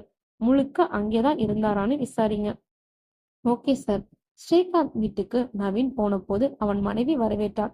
டாக்டர் வீட்டில் இருக்காரா? இருக்கார், உட்காருங்க. உள்ளே போனாள். 2 நிமிடங்களுக்கு பின் அவன் வந்தான். உங்களுக்கு என்ன வேணும்? உங்க நண்பர் டாக்டர் ராம்நாத்தோட மனைவி கொலை செய்யப்பட்டிருக்காங்க. எஸ், கேள்விப்பட்டேன். நல்ல பொண்ணு. இந்த சின்ன வயசுல இப்படி ஒரு முடிவு எங்களால நம்பவே முடியல. அந்த கேஸை இன்வெஸ்டிகேட் பண்ற எஸ்ஐ நான். ஐ சி. I am Naveen. இந்த கொலை தொடர்பான ஒரு விசாரணைக்காக தான் நான் உங்களை பார்க்க வந்திருக்கேன். வினாடிக்கு குறைவான நேரம் ஸ்ரீகாந்தின் முகம் கருப்படித்து மீண்டது. அப்படியாம், என்கிட்ட என்ன விசாரணை? உங்க நண்பர் டாக்டர் ராம்நாத்துக்கும் அவங்க மனைவிக்கும் ரிலேஷன்ஷிப் எப்படி? நல்லாதான் இருந்தது. ஆரீஸ்வர், எனக்கு தெரிஞ்ச வர நேத்து ராத்திரி ராம்நாத் வீடு திரும்பலன்னு சொன்னாரு. வெளியே எங்க தங்குனீங்கன்னு விசாரிச்சோம். அவர் உங்க வீட்டுல இருந்ததா சொன்னாரு. ஆமா, சில இம்போர்ட்டட் கேசஸ் கிடைச்சது. எங்க 2 பேருக்குமே ஆக்ஷன் மூவிஸ் ரொம்ப பிடிக்கும். அதனால ராம்நாத் வந்திருந்தாரு. வீடியோ பார்த்துட்டு இருந்தோம். ரொம்ப நேரம் ஆயிடுச்சு. நான் இங்கேயே படுத்துறேன்னு சொன்னாரு. இங்கேயே டிராயிங் ரூம்லயே படுத்துட்டாரு. அப்புறம் காலையில வீட்டுக்கு போனாரா? இல்ல, இங்கிருந்து நேரா ஹாஸ்பிட்டலுக்கு போயிட்டோம். ஸ்ரீகாந்தின் மனைவி பானம் கொண்டு வந்து வைத்தாள். தேங்க்ஸ். செண்பகம், இவர் எஸ்ஐ நவீன். நம்ம விஜயா மர்டர் விஷயமா விசாரிச்சிட்டு இருக்காரு. இது ஏன் உன் ஒய்ஃப்? செண்பகம் கை கூப்பி விட்டு காலி டம்ளரை வாங்கினாள். டாக்டர் ராம்நாத் இரவு உங்களோட இருந்தாரா? வீடியோ பார்த்துட்டு இங்கே படுத்துட்டான்னு சொல்றீங்க. அவர் அப்படி தன் மனைவியை தவிர்த்துட்டு இங்கே தங்கினது உங்களுக்கு வித்தியாசமா தோணலையா? வித்தியாசமா நினைக்க இதுல என்ன இருக்கு? டாக்டர் அவருக்கும் அவரோட மனைவிக்கும் இடையில் எந்த விதமான கருத்து வேறுபாடும் இல்லைன்னு அவர் இப்படி வெளியே தங்கியிருப்பாரா? ஸ்ரீகாந்த் மெலிதாக சிரித்தான். உங்க சந்தேகத்துக்கு என்னால் விளக்கம் சொல்ல முடியாது. பட் அப்படி எதுவும் எனக்கு தோணல. தொழிலுக்காகவோ அல்லது ஒரு சேஞ்சுக்காகவோ மனைவியை விட்டுட்டு நேரத்தை செலவு பண்ணா அதுக்கு அவங்க ரிலேஷன்ஷிப் சரியில்லைன்றது ஒரு காரணமாவே இருக்க முடியும். நான் அப்படி நினைக்கல. ஆல்ரைட், எனக்கு இன்னொரு சந்தேகம். என்ன? நேத்து மாலையில இருந்து இன்னைக்கு மதியம் வந்து கதவை திறந்து பாக்குற வரைதான் வீடு திரும்பலேன்னு ராம்நாத் சொல்றார். அதை உங்களால உறுதிப்படுத்த முடியுமா? சார், காலையில ஹாஸ்பிட்டலுக்கு போன பிறகு அவரோட மூவ்மெண்ட்ஸ் என்னன்னு எனக்கு தெரியாது. ஆனா நேத்து ராத்திரி தூங்க போற வரைக்கும் நாங்க ஒன்னாதான் இருந்தோம். நீங்க அவரோட தான் படுத்திருந்தீங்களா? இல்ல, நான் பெட்ரூமுக்கு போயிட்டேன். அவர் டிராயிங் ரூம்ல இருந்தாரு. அதுக்கப்புறம் அவர் உடனே தூங்கிட்டாரா? தெரியாது. ஏன்னா நான் உடனே தூங்கிட்டேன். நீங்க தூங்கின பிறகு அவர் வெளியே போயிருப்பாரோ? சற்று யோசித்தான். பிறகு எனக்கு தெரியாது. காலையில இங்கேயேதான் படுத்திருந்தார் என்றான். Forensic laboratory. Good morning Sankaranarayan. Hello Vishnu, you're welcome. உங்க ரிப்போர்ட்டுக்காக வெயிட் பண்றேன். ரிப்போர்ட் ரெடியா இருக்கு. பட் அது உங்க விசாரணை எல்லையை அதிகப்படுத்துது. வாட் யூ மீன்? அந்த கத்தியில கிடைச்சிருக்க ரேகைகள் இறந்து போன மனிதனுடையதும் விஜயோடையதும் தான். ஃபிங்கர் பிரிண்ட்ஸ் பியூரோ உறுதிப்படுத்துது. Is it close to our theory? Blood samples படி என்ஏ ப்ரொஃபஷனலும் அங்கே அவங்க 2 பேருடைய பிளட்டும் தான் இருக்குன்னு ப்ரூவ் பண்ணியிருக்கு. இதுல என் விசாரணை எல்லை விரிவடைய வேண்டிய அவசியம் என்ன? அதைத்தான் சொல்ல வரேன். விஜயாவோட கன்னத்தில் இருந்து எடுக்கப்பட்ட பல்பதிவை எங்க ஓடலாலிசிஸ் தரவோ பார்த்துட்டாங்க. எதிரே இருந்த பிரேதத்தின் பல் அமைப்புக்கும் அதுக்கும் சம்பந்தம் இல்ல. சார், எஸ், அது வேற யாருடையதோ. வேற யார் இதில் இன்வால்வ் ஆயிருக்காங்கன்னு தெரிஞ்சுக்க நீங்க சொன்னீங்கன்னா நாங்க கம்பேர் பண்ணி பார்க்கலாம். விஷ்ணு குழம்பி போனார். கிடைக்கும் ரிப்போர்ட்டுகள் தன் யூகத்தை உறுதி செய்யும் என்று நம்பியிருந்த அவருக்கு ஏமாற்றம் ஒரு புறமும் ஆயாசம் மறுபுறம். எனக்கு ஒரு சந்தேகம். சொல்லுங்க. டாக்டர் ராம்நாத் மேலேயும் எனக்கு சந்தேகம் உண்டு. No problem. உங்களுடைய சந்தேக லிஸ்ட யார் இருந்தாலும் சொல்லுங்க. கம்பேர் பண்ணி முடிவை சொல்றேன். Okay sir, all the best. Vishnu ஸ்டேஷனுக்கு திரும்பிய போது நவீன் அங்கே இருந்தான். நவீன் ஃபாரன்சிக் லேபுக்கு போயிட்டு வரேன். ரிப்போர்ட் வந்துச்சா? என்ன ரிப்போர்ட்டா? விஜயாவின் கன்னத்தில் இருக்கிற பல் அடையாளங்கள் அவளுக்கு எதிரே பிணமாகி கிடந்தவனுடைய அல்லதென்று ரிப்போர்ட். அப்படியாம். எஸ், ஏறத்தாழ புறப்பட்ட இடத்துக்கே வந்துட்டோம். ஒரு டவுட் சொல்லுங்க. டாக்டர் ராம்நாத் நம்ம சந்தேக வட்டத்தில் தான் இருக்கார். அவரோட பற்களை கம்பேர் பண்ணி பார்க்கலாம். அப்படிதான் நானும் நினைக்கிறேன். பட் அது நாம ஒரு சந்தேகத்திலிருந்து தெளிவு பெற உதவும். ஆனா ப்ரொசீட் பண்ண உதவாது. இப்படி லாஜிக் உதைக்குது நவீன். ராம்நாத் விஜயாவின் கணவன். அவனுக்கு வெறித்தனமா அவள் கன்னத்தை கடிக்கிற அவசியம் ஏற்படாது. நவீன் நெற்றியை தேய்த்து கொண்டான். ஃபாரன்சிக் ரிப்போர்ட் நம்ம விசாரணைக்கு துணை செய்யறதுக்கு பதிலா தொல்லை கொடுக்குது. பிஎம் ரிப்போர்ட் என்ன செய்ய போகுதோ? 2 பாடியும் டாக்டர் இன்பசேகர் தானே அட்டன் பண்ணாரு. ஆமா சார். அவரை காண்டாக்ட் பண்ணீங்களா? ரிப்போர்ட் ரெடியாம் கொடுத்து அனுப்புறேன்னு சொன்னாரு. 1/2 மணி நேரத்தில் ரிப்போர்ட் அவர்கள் கைக்கு வந்தது. முதலில் விஜயாவின் ரிப்போர்ட்டை எடுத்தார். வெளிப்புற காயங்கள் 2. ஒன்று தலைக்காயம். அதிலிருந்து உறையும் வரை ரத்தம் வெளியேறி இருக்கிறது. ஆனால் அந்த காயத்தால் மரணம் சம்பவிக்கவில்லை. 2வது காயம் பொட்டில் கூர்மையான ஏதோ ஒரு பொருள் மீது இடித்ததால் ஏற்பட்டது. இதனால் தான் மரணம் சம்பவித்துள்ளது. உட்புறத்தில் காயங்களோ வேறு அறிகுறிகளோ இல்லை. மரணத்திற்கான வேறு எந்த காரணங்களும் இல்லை. விஷ்ணு ரிப்போர்ட்டை நவீனிடம் நகர்த்தினார். நவீன் அதை எடுத்து வேகமாக கண்களை ஓட்டினான். விஷ்ணு இன்னொரு பிரேதத்தின் ரிப்போர்ட்டை படிக்க துவங்கினார். மார்பு எலும்புகளை ஊடுருவி சென்றுள்ள கூரிய கத்தியின் முனை இதயத்தின் வலது ஆர்க்கிலே சேதப்படுத்தியுள்ளது. அதனால் வெளியேறிய ரத்தத்தை பரிசோதித்து பார்த்ததில் அவன் உடலில் உள்ள ரத்தம் ஏற்கனவே உறைந்து மீண்டும் ப்ராசஸ் ஆகியிருப்பது தெரிகிறது. எனவே கத்தி குத்தினால் ஏற்பட்ட ஆழமான காயத்தால் அவன் உயிர் பிரியவில்லை என்பதும், அதற்கு முன்பே அவன் மரணம் நிகழ்ந்தது. இரத்த ஓட்டம் நின்று ரத்தம் உறைந்து விட்டது என்பதும் புலனாகிறது. மரணத்திற்கு காரணம் ஹார்ட் அட்டாக இருக்கலாம் என்றும், குடலின் பகுதிகளில் விஷம் இருக்கிறதா என்பதை கண்டறிய ஃபாரன்சிக் சோதனை சாலைக்கு அனுப்பப்பட்டுள்ளன. விஷ்ணு அதிர்ந்து போனான். கத்தி குத்திக்கு முன்னதாவே அவன் மரணடைந்து விட்டான் என்பது அவரை மிகவும் குழப்பியது. ஏற்கனவே ஃபாரன்ஸ் ஆடியன்ஸினோட ரிப்போர்ட் விஜயாவின் கன்னத்தில் பதிவான பற்களுக்காக ஒரு 3ஆம் நபரை தேடும் நிர்பந்தத்தை உருவாக்கிவிட்டது. இப்பொழுது இவன் மரணமும் புதிரில் முடிச்சை மேலும் இருக்குகிறது. நவீனும் ரிப்போர்ட்டை படித்தான். முகத்தில் குழப்பறைகளோட தளர்வாக ரிப்போர்ட்டை கீழே வைத்தான். திரும்ப புறப்பட்ட இடத்திலேயே இருக்கும். ஆரம்பத்தை விட இப்போ ஏகப்பட்ட குழப்பம். இவனோட போட்டோவும் ரேகையும் ஹெட் குவார்டர்ஸ்க்கு போயிருக்கு. அதுல இவன் அடையாளம் தெரிஞ்சு கூட போதும். நமக்கு இதுலயாவது அதிர்ஷ்டம் இருக்கான்னு பாப்போம். விஷ்ணுவின் அப்பாசை குறைந்து போயிற்று. அவனுடைய ரேகை எதுவும் போலீஸ் ரெக்கார்டுகளில் இல்லை. அவனுடைய புகைப்படமும் எதிர்பார்த்த பலனை தரவில்லை. விஷ்ணுவின் டேபிள்களில் அன்றைய பேப்பர்கள் கிடந்தன. எல்லாம் தமிழ் தினசரிகளும். நியூஸ் பிரிண்ட் பேப்பரின் தரத்தையும் மீறி அவற்றில் அந்த புகைப்படம் தெளிவாக வெளியிடப்பட்டிருந்தது. கீழே விரிவாக செய்தி வெளியிடப்பட்டிருந்தது. இந்த இரட்டை கொலையில் டாக்டரின் மனைவியை தவிர கொலையாளி இருக்கும் மற்றவரின் புகைப்படம் இங்கே வெளியிடப்பட்டுள்ளது. புகைப்படத்தில் உள்ள இந்த நபர் திருடும் நோக்கத்துடன் டாக்டரின் வீட்டிற்குள் புகுந்த பொழுது விஜயா அவரை பார்த்துவிட அவர்கள் இருவருக்கும் நடந்த போராட்டத்தின் விளைவாக இருவரும் இறக்க நேர்ந்திருக்கலாம் என்று போலீஸ் சந்தேகப்படுகிறது. புகைப்படத்தில் உள்ள இந்த நபரை பற்றி அறிந்தவர்கள் அருகிலுள்ள போலீஸ் ஸ்டேஷனில் விவரம் தெரிவிக்குமாறு கோரப்படுகிறது. இந்த கொலைகளை பற்றி தொடர்ந்து போலீசார் புலன் விசாரணை செய்து வருகிறார்கள். சோமசுந்தரம் ஆபீஸிலிருந்து வெளியே வந்த போது மிகவும் சோர்வாக உணர்ந்தார். ஸ்டாண்டில் இருந்த சைக்கிளை எடுத்தவன் ஏறி மிதிக்க துவங்காமல் தள்ளிக்கொண்டு வந்து டீ கடை முன்னால் நிறுத்தினான். டீ சொல்லிவிட்டு காத்திருந்தான். காத்திருந்த இடைவெளியில் பெஞ்ச் மீது கிடந்த காலை பத்திரிகையை புரட்டினான். அண்ணா நகர் கொலை செய்து கண்ணில் பட்டித்தது. அதை எடுத்து அந்த புகைப்படமும். அதிர்ந்து போனான். David, David, Arputhanathan. எப்படி? சாத்தியமே இல்லையே. Sir, tea கேட்டீங்களே. இயந்திரமாக டீயை வாங்கி அதன் சூடோ சுவையை உரைக்காமல் அதை குடித்தான். கடைக்காரரும் இந்த ஷீட் பேப்பர் எனக்கு வேணும் என்றான். இன்னைக்கு ராத்திரி வரைக்கும் கடைக்கு வர்றவங்க கேட்டுட்டு இருப்பாங்க. நாளைக்கு வேணும்னா தரேன்.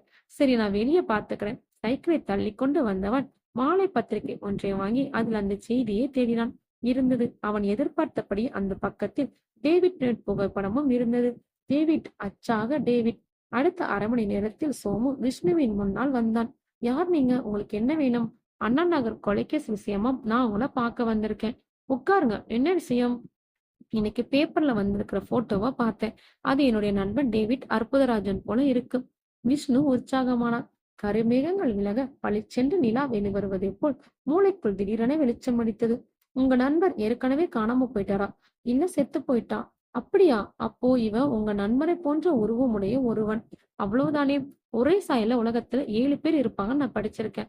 அந்த மாதிரி இது உருவ ஒற்றுமையா இருக்கலாம். அல்லது டேவிட்டா கூட இருக்கலாம். அது எப்படி? அவர்தான் ஏற்கனவே இறந்துட்டதா சொல்றீங்களே. டேவிட் இறந்து போனதா நாங்க கேள்விப்பட்டோம். ஆனா அவன் உடம்பை இன்னும் பார்க்கல. மிஸ் சற்று குழப்பமடைந்தான். வந்திருப்பவன் இந்த கேஸை மேலும் குழப்பி விட்டுதான் போவானோ என்று யோசித்தார். ஆனால் சோமசுந்தரம் கோர்வையாக நடந்த சம்பவங்களை விவரிக்கத் தொடங்கினான். நானும் டேவிட்டும் ஒரே ஊருக்காரன். கிளாஸ்மேட்ஸ். திண்டிவனம் தான் எங்க சொந்த ஊரு. எனக்கு மெட்ராஸ்ல வேலை. கல்யாணமாகி இங்கேயே குடியிருக்கேன். டேவிட்டுக்கு வேலை எதுவும் கிடைக்கல. அதனால அவன் ஊர்லயே கடைக்கணக்குகள், பையன்களுக்கு டியூஷன், எப்படியோ வாழ்க்கையை ஓட்டிட்டு இருந்தான். ஒரு வாரம் முன்னா அவன் என்ன பார்க்க வந்தான். முதல்ல ஏதோ நட்பு ரீதியா வந்திருப்பான்னு நினைச்சேன். ஆனா அவன் மெட்ராஸ் பிஹெச்ல தங்கி ட்ரீட்மெண்ட் எடுக்க வந்திருக்கான். அவனுக்கு இதய வாழ்வுல கோளாறுன்னு டயக்னோஸ் பண்ணி உடனடியா ஆபரேஷன் பண்ணணும்னு சொல்லியிருந்தாங்க. அந்த விவரங்களோட டாக்டர் எழுதி கொடுத்த லெட்டரை இங்க ஜிஹெச்ல காட்டணும். அவங்களும் பார்த்துட்டு அட்மிட் ஆயிடுங்கன்னு அட்வைஸ் பண்ணாங்க. நானே கிட்ட இருந்து டேவிட் வார்டுக்கு கூட்டிட்டு போய் அட்மிட் பண்ணேன். நான் ஆபீஸ்க்கு லீவ் போட்டுட்டு அவன் பக்கத்துல இருந்து கவனிச்சுக்கிறேன்னு சொன்னேன். ஆனா அவன் மறுத்துட்டான். மிகவும் அவசியப்படும் போது பக்கத்துல இருந்தா போதும்னு சொல்லிட்டான். விஷ்ணு கான்ஸ்டபிளுக்கு சைகை காட்ட அவர் தண்ணீர் கொண்டு வந்து சோமசுந்தரிடம் கொடுத்தார். தேங்க்ஸ் என குடித்து விட்டு தொடர்ந்தான். தினமும் என்னை வந்து பார்த்துட்டு போன்னு சொன்னான். நிச்சயம் செய்வேன். ஒரு நண்பன் என்ற முறையில் அது என் கடமைன்னு சொன்னேன். ஆனா அந்த கடமையில இருந்து நான் தவறிட்டேன். அதனாலதான் எனக்கு அவனை கடைசியா பாக்குற வாய்ப்பு கிடைக்காம போச்சு. அதுக்கப்புறம் நீங்க அவரை போய் பார்க்கலையா? அடுத்த நாள் மட்டும் போய் பார்த்தேன். அதுக்கப்புறம் போக முடியல. திருச்சியில என் மாமனார் சீரியஸா இருக்கிறதா தந்தி வந்துச்சு. நான் குழம்பி போயிட்டேன். என் மனைவியும் குழந்தைய மட்டும் அனுப்பிட்டு நான் தங்கி இருந்து டேவிட்ட பாத்துக்கலாம்னு முதல்ல யோசிச்சேன். ஆட்டோ பிடிச்சு போய் டேவிட் கிட்ட விஷயத்த சொன்னேன். அவன் மறுத்துட்டான். முதல்ல நீ உன் குடும்பத்தை கவனி. அதுக்கு நான் காரணமாயிப்படக்கூடாதுன்னு சொன்னான். அதுவும் சரிதான். ஆனா இந்த நிலைமையில உன்னை நான் எப்படி தனியா விட்டுட்டு போறதுன்னு கேட்டேன். 10 செகண்ட் யோசிச்சுட்டு அவனே ஒரு வழியையும் சொன்னான். என் தம்பிக்கு தந்தி கொடுத்துட்டு நீ புறப்படு. அவன் வந்து என்னை பார்த்துக்கட்டும். நிலைமை சீராகி நீ திரும்பி வந்ததும் அவன் போகட்டும் என்றான். அது பொருத்தமான யோசனையா பட்டது.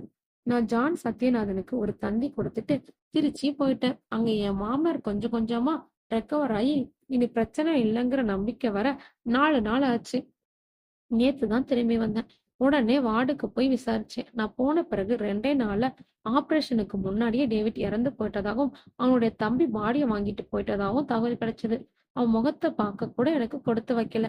ஜானுக்கு என் வருத்தத்தை தெரிவிச்சு ஒரு லெட்டர் எழுதி போட்டேன். தனந்தனி ஆளா ஜான் பாடியை கொண்டு போனான். எங்க வச்சு அடக்கம் பண்ணான்னு எனக்கு தெரியாது. ஜானுடைய விலாசம் சொல்ல முடியுமா? சொல்லிவிட்டு நான் சொன்ன விஷயங்களை உங்களுக்கு உதவுமான்னு தெரியல. இருந்தாலும் எனக்கு தெரிந்த விவரங்களை சொல்லிடுறேன் என்றான்.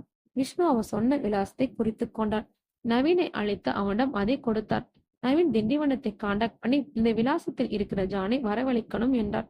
Yes sir. மிஸ்டர் சோமசுந்தரம், நீங்க என்னோட ஜிஹெச் வரணும். எதுக்கு சார்? போட்டோவை பார்த்து நீங்க டேவிட்டை பற்றிய விஷயங்களை சொன்னீங்க. முக அமைப்பில் மட்டும்தான் ஒற்றுமையான்று தெரியணும். அந்த அன்ஐடென்டி பாடிய ஜிஹெச்ல ஃபார்மலின்ஸ் ஊற்றி இருக்கும். நீங்க வந்து பார்த்து அடையாளம் சொல்லணும். வரே சார். மிதந்து கொண்டிருந்த அந்த உடலை பார்த்தவன் அறிந்தான். இது டேவிட் தான். வெயிட், அவசரப்படாதீங்க. கொஞ்சம் டைம் எடுத்துக்கோங்க. ஏதாவது வித்தியாசம் தெரியுதா பாருங்க. சார், இந்த பாடியை கொஞ்சம் புரட்ட முடியுமா? என்ன பார்க்க போறீங்க? வலப்புற தொடையை. ஓகே. முயற்சித்து உடலை இடப்புறமாக திருப்பினார்கள். சோமசுந்தரத்தின் உடல் கீச்சிட்டது. சந்தேகமே இல்லை, இது டேவிட் தான். தொடையில் பாருங்க, 50 பைசா அகலத்தில் ஒரு மச்சம். விஷ்ணுவும் அசந்தார். ஜான் சத்யநாதனும் வந்து டேவிட்டின் பிணத்தை பார்த்து உறுதி செய்தான். உங்க அண்ணனோட பாடியை நீங்க அடக்கம் பண்ணி எடுத்துட்டு போகலையா? எடுத்துட்டு போனேன். ஆனா அவன் நடந்ததை விவரித்தான். அண்ணே என்று அலறினான் ஜான். டேவிட்டின் உடலை துணியால் மூடினார்கள். ஜானின் தோலை தட்டிவிட்டு டாக்டர் நகர்ந்தார். கூட இருந்து பார்த்து குணமான பிறகு கூட்டிட்டு போகலாம் நம்பிக்கையோட வந்தேன். அண்ணே இப்படி கண் முன்னால நீங்க துடிச்சிட்டு சாக போறத பார்க்க வரலையே. ஐயோ, நான் இப்ப என்ன பண்ணுவேன்? மடேர் என்று முகத்தில் அரைந்து கொண்டிருந்தவனை நர்ஸ் அழைத்தாள். நடந்தது நடந்து போச்சு. இப்போ அடுத்து ஆக வேண்டியதை பார்க்கணும். சீக்கிரம் பாடியை கொண்டு போக ஏற்பாடு பண்ணுங்க. நேரம் ஆயிடுச்சுன்னா பாடி மாச்சுரைக்கு போயிடும். அப்புறம் எடுத்துட்டு போக ரொம்ப சிரமம் ஆயிடும். எப்படியாவது ஒரு வண்டியை பிடிக்க வேண்டும். பாடியை ஊர் கொண்டு போக வேண்டும். டேவிட் குணமாகி திரும்பி வருவான் என்ற நம்பிக்கையோடு இருக்கும் அப்பா அம்மாவிடம் கடைசி தரிசனத்துக்கு அவன் முகத்தை கொண்டு போய் காட்ட வேண்டும். ஸ்டாண்டுக்கு வந்தான். ஒரு பாடியை எடுத்துட்டு போகணும் என்றான். உற்சாகமாக பீடியை மேலும் ஒரு இழுப்பு இழுத்தபடி ஒரு டாக்ஸி டிரைவர் முன்னால் வந்தார். பாடிதானே? எந்த வார்டுன்னு சொல்லு சார். பசங்களை அனுப்புறேன். வண்டியில ஏத்துருவாங்க. எந்த ஊர் போகணும்? திண்டிவனம். பீடியை மேலும் வலித்து தம் கட்டினான். திண்டிவனம்மா? 150 கிலோமீட்டரா இருக்குமே. 2000 ரூபாய் தரணும் சார். 2000மா? என்கிட்ட 600 ரூபாய் தானே இருக்கு. சாவுகாரிக்கு போய் அப்பால நான் வெள்ளாடுறிய நீ. சாரி சார், நாங்க ஏழ்மையான குடும்பம். ஆமா, ஏழைங்களுக்கெல்லாம் இலவசமா பணம் எடுத்துட்டு போறதுக்கு தான் நாங்க வண்டி வாங்கி வச்சிருக்கோம். போயா. ஜான் ஆட்டோ பிடித்து சோமசுந்தரன் வீட்டுக்கு போனான். சோமு ஊரில் இல்லை. வேறு வழியின்றி திரும்பினான். இனி பாடிய மாற்றில்தான் எடுக்க வேண்டும். விடிந்த பின் தான் முயற்சி செய்ய வேண்டும். இனி திண்டிவனம் கொண்டு போக முடியாது. இங்கேயே சிக்கனமாய் அடக்கம் செய்ய முயற்சிக்க வேண்டும். வார்டுக்கு போய் உடனடியாக தன்னால் பாடியை எடுத்து போக முடியாது என்பதை தெரிவிக்க வேண்டும். மிஸ்டர் சற்று தள்ளி நின்றிருந்த வெள்ளை அம்பாசிடர் இருந்து அவன் இறங்கி வந்தான். உங்க பேர் என்ன? ஜான். ஜான், ரொம்ப நேரமா நீங்க டாக்ஸி டிரைவர் கிட்ட பேசிட்டு இருந்ததை பார்த்தேன். ஆட்டோவிலையும் எங்கேயோ போனீங்களே, உதவி கிடைச்சதா? இல்ல, நான் உங்களுக்கு உதவி செய்யறேன். என் காரை உள்ள கொண்டு வந்து நிறுத்துறேன். இந்த கூலி ஆட்கள் யாரும் வேண்டாம். உள்ள போய் ஃபார்மாலிட்டிஸ் முடிச்சிட்டு என்ன கூப்பிடுங்க. நம்ம 2 பேருமே பாடிய பின் சீட்ல கடத்திடலாம். சார், நீங்க எப்படி எனக்கு? ஒருத்தர் துன்பப்படும் போது பார்த்துட்டு என்னால சும்மா போக முடியாது. கோஹெட் என்றான். அவன் அம்பாசிடரை ஹாஸ்பிட்டலுக்கு கொண்டு வந்து வார்டுக்கரையை நிறுத்தினான். ஜான் சம்பிரதாயங்களை முடித்து விட்டு பிணத்தை வாங்கி வந்து காரில் கிடத்தினான். கார் கதவை சாத்திவிட்டு முன் சீட்டுக்கு வந்தார்கள். சார், என்ன எனக்காக நீங்க திண்டிவனம் வர முடியுமா? வாக்கு கொடுத்துட்டேனே. சார், நீங்க என்ன தெய்வம்னு சொல்ல போறியா? நோ நோ, நான் மனுஷன்தான். போக போக நீயே புரிஞ்சுக்குவ. அனாதரவா நின்ன போது உதவிக்கு வந்துவீங்க. பதட்டத்தில் நான் உங்க பேரை கூட கேட்கலையே. சோ வாட், உதவுனவங்களை திரும்பி செய்ய முடியுமா போனாலும் மனசார நன்றி நினைக்கணும். சிரித்தான். என் பேரு பிரகாஷ். உங்க விலாசம் அப்புறம் எழுதி தரேன். இப்போ ஆக வேண்டிய காரியத்தை பார்ப்போம். காரை மெதுவாக நகர்த்தி கேட்டுக்கு வெளியே வந்து திருப்பினான். வெளியே ஜானுடன் பேரம் பேசிய டிரைவர் நின்றிருந்தான். காருக்குள் பிரேதமும் ஜானும் இருப்பதை பார்த்து எரிச்சலில் சொன்னான். அவனவன் தொழில ஒழுங்கா செய்ய மாட்டானுங்க, சமூக சேவை பண்றானுங்க. கார் வேகம் அடித்தது. ஆனந்த் தியேட்டருக்கு அருகே பிரகாஷ் காரை நிறுத்தினார். ஜான், எப்படியும் உங்க ஊருக்கு போக 3 மணி நேரம் ஆகும்ல? ஆகும் சார். டாஸ்போர்டிலிருந்து சிகரெட் பாக்கெட்டை எடுத்து பற்ற வைத்து கொண்டான். இன்னும் 2 சிகரெட் தான். தூக்கம் வரும். இறங்கி போய் ஒரு பாக்கெட் ஃபில்டர் வில்ஸ் வாங்கிட்டு வரீங்களா? வாங்கியாரேன் சார். பிரகாஷ் பர்ஸே எடுத்தான். வேணாம் சார், நானே வாங்கிட்டு வரேன். ஜான் காரிலிருந்து இறங்கினான். சற்று தள்ளி இருந்த கடைக்கு போனான். ஒரு பாக்கெட் ஃபில்டர் வில்ஸ் 10 ரூபாயை நீட்டினான். பாக்கெட்டையும் சில்லறையும் வாங்கி பாக்கெட்டில் திணித்து கொண்டான். திரும்பி வந்த போது கார் அங்கே இல்லை. நான் குழம்பியே போயிட்டேன். எதுக்காக அவன் உதவிக்கு வர்ற மாதிரி வந்து எங்க அண்ணாவோட பாடி எடுத்துட்டு போனான்னு எனக்கு புரியவே இல்லை. ஒருவேளை கண் அல்லது ஏதாவது உறுப்பு எடுத்துக்கிறதா இருக்குமோ. செத்தும் கொடுக்காங்கிற மாதிரி டேவிட் யாருக்கோ பயன்பட போறான்னு தோணுச்சு. கொஞ்ச நேரம் மூளை வேர்க்க கையை பிசைஞ்சுக்கிட்டு நின்னேன். அப்புறம் ஒரு ஆட்டோ பிடிச்சு பிராட்வே வந்தேன். பஸ்ல வீட்டுக்கு போனேன். பக்குவமா எங்க அப்பா அப்பா கிட்ட டேவிட் இறந்து போன விஷயத்த சொன்னேன். நான் மெட்ராஸ் போறதுக்கு முன்னாலேயே அண்ணன் இறந்துட்டாரு. பாடி மாச்சுவல்ல இருந்துச்சு. ஊருக்கு கொண்டு வர பணம் பிரச்சனையா இருந்துச்சு. அதனால முறைப்படி அடக்கம் பண்றதுக்கு பதிலா அவர் உடம்ப மின் சுடுகாட்டுக்கு கொண்டு போய் தகனம் பண்ணிட்டேன்னு ஒரு பொய்ய சொன்னேன். நினைவு சின்னமா ஒரு கல்லறை கூட இல்லாம போச்சேன்னு அவங்க அழுதாங்க. என்னவெல்லாம் நடந்து போச்சுன்னு நானும் அழுதேன். அத சொன்ன போது ஜானும் அழுதான். நீங்க ஒரு பொய் சொல்லி உங்க குடும்பத்தை சமாளிச்சிட்டீங்க. ஆனா உங்க முட்டாள்தனத்தால எங்களுக்கு எவ்வளவு தொந்தரவு தெரியுமா? அந்த கார் காணாம போன உடனே நீங்க போலீஸ்ல காண்டாக்ட் பண்ணிருக்கணும். போலீஸ காண்டாக்ட் பண்ணிருக்கலாம். ஆனா அதனால எனக்கு என்ன பிரயோஜனம்? பாடிய வேணும்னா கண்டுபிடிச்சு என்கிட்ட கொடுத்துடுவீங்க. திரும்ப நான் அதை எப்படி கொண்டு போவேன்? ஆல்ரைட், நடந்தது நடந்ததாகவே இருக்கட்டும். அந்த காரோட நம்பர் என்ன தெரியுமா? தெரியாது. கலர் வெள்ளை. என்ன கார்? அம்பாசிடர். அந்த ஆள் எப்படி இருந்தான்? பிரகாசா? நல்லா டீசெண்டா தான் இருந்தான். அவனை உங்களால அடையாளம் காட்ட முடியுமா? முடியும். விஷ்ணு ஜானுவை அழைத்துக் கொண்டு ஹாஸ்பிட்டலுக்கு வெளியே டாக்ஸி ஸ்டாண்டுக்கு வந்தார். இங்க இருக்கிற டிரைவர்ல உங்ககிட்ட பேரம் பேசின டிரைவர் இருக்கானா பாருங்க. ஜான் தேடி பார்த்தான். இல்ல. ஓகே, அந்த நேரத்துல பக்கத்துல இருந்த வேற யாராவது டிரைவர் இப்போ இங்க இருக்காங்களான்னு பாருங்க. அதுவும் அந்த பாலட் ஹெட் டிரைவர் அப்போ பக்கத்துல இருந்தாரு. அந்த டிரைவர் வரவழைக்கப்பட்டார். சார், கூப்பிட்டீங்களா? ஆமா. உன் பேர் என்னையா? மாணிக்கம். ஜானை சுட்டி காட்டினார். 20ஆம் தேதி ராத்திரி இவர் இந்த ஸ்டாண்ட்ல தன் அண்ணனோட பாடியை கொண்டு போக டாக்ஸி கேட்டிருக்காரு. போதுமான பணம் இல்லாதால உங்க சக யாரோ ஒருத்தன் சவாரி வர முடியாதுன்னு சொல்லியிருக்கான். ஞாபகம் வருதா? ஞாபகம் இல்ல சார். கொஞ்சம் யோசிச்சு பார்த்து சொல்லு. எங்க சார், தினமும் 20 பணம் விழுது. எல்லாரும் எங்க கிட்ட பேரம் பேசுறாங்க. நாங்களும் அவங்க கிட்ட பேரம் பேசுறோம். இதெல்லாம் தினப்படி தானே? விஷ்ணு சற்று தயங்கினார். பிறகு, இதோ பாரியா மாணிக்கம், ஒரு முக்கியமான இன்வெஸ்டிகேஷனுக்காக எனக்கு அந்த டிரைவர் யாருன்னு தெரிஞ்சாகணும். சும்மா இல்ல தெரியாதுன்னு ஞாபகம் இல்லைன்னு சொல்லாத. நாளைக்கு ஒரு வண்டியும் இங்கே ஸ்டாண்ட்ல நிக்காது. சார் ஞாபகம் வந்தா சொல்ல மாட்டேனா? ஐயா கோவப்பட்டீங்கன்னா எங்க பிழப்பு தான் கெட்டு போகும். சரி, அதுக்கப்புறம் நடந்ததை சொல்றேன். கொஞ்சம் யோசிச்சு எனக்கு தேவையான இன்ஃபர்மேஷனை கொடுக்கணும். டிரைவர் கேட்ட தொகையை இவரால கொடுக்க முடியாம போனதால இவர் திணறிட்டு இருந்தபோது ஒரு ஒயிட் அம்பாசிடர் கார்ல வந்தவர் ஹெல்ப் பண்ணியிருக்காரு. அந்த கார்ல இவர் பாடியை கொண்டு போறதை பார்த்த டிரைவர் அவன் தொழிலை ஒழுங்கா செய்ய மாட்டானுங்க, சமூக சேவை பண்ண வந்துடுறானுங்கன்னு கத்தியிருக்கான். அப்போ நீ அவன் பக்கத்துல இருந்திருக்க. இப்ப சொல்லு, யார் அந்த டிரைவரு? மாணிக்கத்தின் முகம் பிரகாசமாயிற்று. ஞாபகம் வந்துருச்சா சார்? அது ராமசாமி. அந்த கார்ல அம்பாசிடர் போன ஆள் தெரியுமா? தெரியாதுங்க. பின்ன எப்படி அவன் கமெண்ட் அடிச்சான்? அவனுக்கு தெரிஞ்சிருக்கலாமே. அவன் வந்த உடனே என்னை வந்து பார்க்க சொல்லு. சரியா 52 நிமிஷத்துல ராமசாமி ஸ்டேஷனுக்கு வந்து சேர்ந்தான். ஜான் அவனை பார்த்ததும் இந்த டிரைவர் தான் சார் என்றான். வாயா, உன் பேர் என்ன? ராமசாமி சார். இந்த 20ஆம் தேதி ஒரு பாடியை திண்டிவனம் கொண்டு போங்கன்னு சொன்னப்போ தகராறு பண்ணியாமே. தகராறு எதுவும் பண்ணல சார். இப்ப பெட்ரோல் விக்கிறவல்ல, அவர் வச்சிருந்த 600 ரூபாய்க்கு பாடியை கொண்டு போக முடியாதுன்னு சொன்னேன். சரி, அது வரைக்கும் நியாயம். ஒருத்தர் உதவி பண்ணி கார்ல ஏத்திட்டு போனதை பார்த்துட்டு கிண்டல் பண்ணியாமே. அதெல்லாம் இல்ல சார். இந்த பொய்யெல்லாம் உதவாது. அவனவன் தொழிலை ஒழுங்கா செய்ய மாட்டான். வந்துட்டானுங்க சமூக சேவை செய்யன்னு நீ சொல்லியிருக்க. அதுக்கு என்ன அர்த்தம்? தலை குனிந்தான். சொல்லு, ஏன் அப்படி சொன்ன? சார், டாக்டருங்க வெளியே பேஷண்ட்டுக்கு பணம் வாங்கிட்டு அவங்களே ஹாஸ்பிட்டல்ல அட்மிட் பண்ணி பணம் சம்பாதிக்கிறாங்க. அவங்க என்ன யோக்கியமா தொழில் பண்றாங்க? அப்படி இருக்கும்போது எங்களை மாதிரி டாக்ஸி டிரைவருங்க பிழப்புல மண்ணை போட்டா என்ன சார் பண்றது? அதான் வயிற்றுச்சல்ல பேசினேன். அந்த காரை டாக்டரா ஓட்டிட்டு போனாரு. ஓட்டிட்டு போனது யாருன்னு நான் பார்க்கல. ஆனா அந்த கார் டாக்டருடையது. எந்த டாக்டர்? டாக்டர் ஸ்ரீகாந்த். எப்படி அவ்வளவு நிச்சயமா சொல்ற? டாக்டருங்க கார் நம்பர் எல்லாம் எனக்கு மனப்பாடம் சார். நவீன், இப்போ அந்த கொலை எப்படி நம்ம டைவர்ட் பண்ற மாதிரி ஜோடிக்கப்பட்டதென்றையும், விஜயாவை கொன்றவனை ஜானை ஏமாத்தி டேவிட்டோட பாடியை கொண்டு போனவனையும் ஒரே ஆள்தான்றதையும் தீர்மானிக்கலாம் இல்லையா? Yes sir. கொலையாளி ரொம்ப வக்கிரமானவனா இருக்கணும். இல்லைன்னா அந்த ராத்திரில ஒரு கொலைக்கு பிறகு இவ்வளவு தீர்மானமா செயல்பட்டு நம்ம டைவர்ட் பண்ணிருக்க மாட்டான். கொலையாளி யார்? டாக்டர் ராம்நாத்தா இருக்கலாம் அல்லது ஸ்ரீகாந்தாக இருக்கலாம். ராம்நாத்தினுடைய பல் அமைப்பை ஃபாரன்சிக் கம்பேர் பண்ணி ரிசல்ட் வந்துடுச்சு. விஜயாவின் கன்னத்தில் ஏற்பட்ட காயத்துக்கு அவர் பொறுப்பில்லை. அதனால நம்ம இப்போ டாக்டர் ஸ்ரீகாந்த பார்க்க போறோம். இந்த நேரத்துல அவர் வீட்டுக்கு போயிருப்பார் இல்லையா? நவீன் கை கடிகாரத்தை பார்த்துவிட்டு எஸ் சார் என்றான். Let us move. ஜான், நீங்களும் வாங்க. ஜீப்புக்கு வந்தார்கள். ஸ்ரீகாந்தின் வீட்டிற்கு வந்தார்கள். அழைப்பு மணியின் சுவிட்சை அழுத்தினார்கள் விஷ்ணு. யார்? ஸ்ரீகாந்தின் மனைவி கதவை திறந்தார். டாக்டரை பார்க்கணும். அவர் இன்னும் வரல.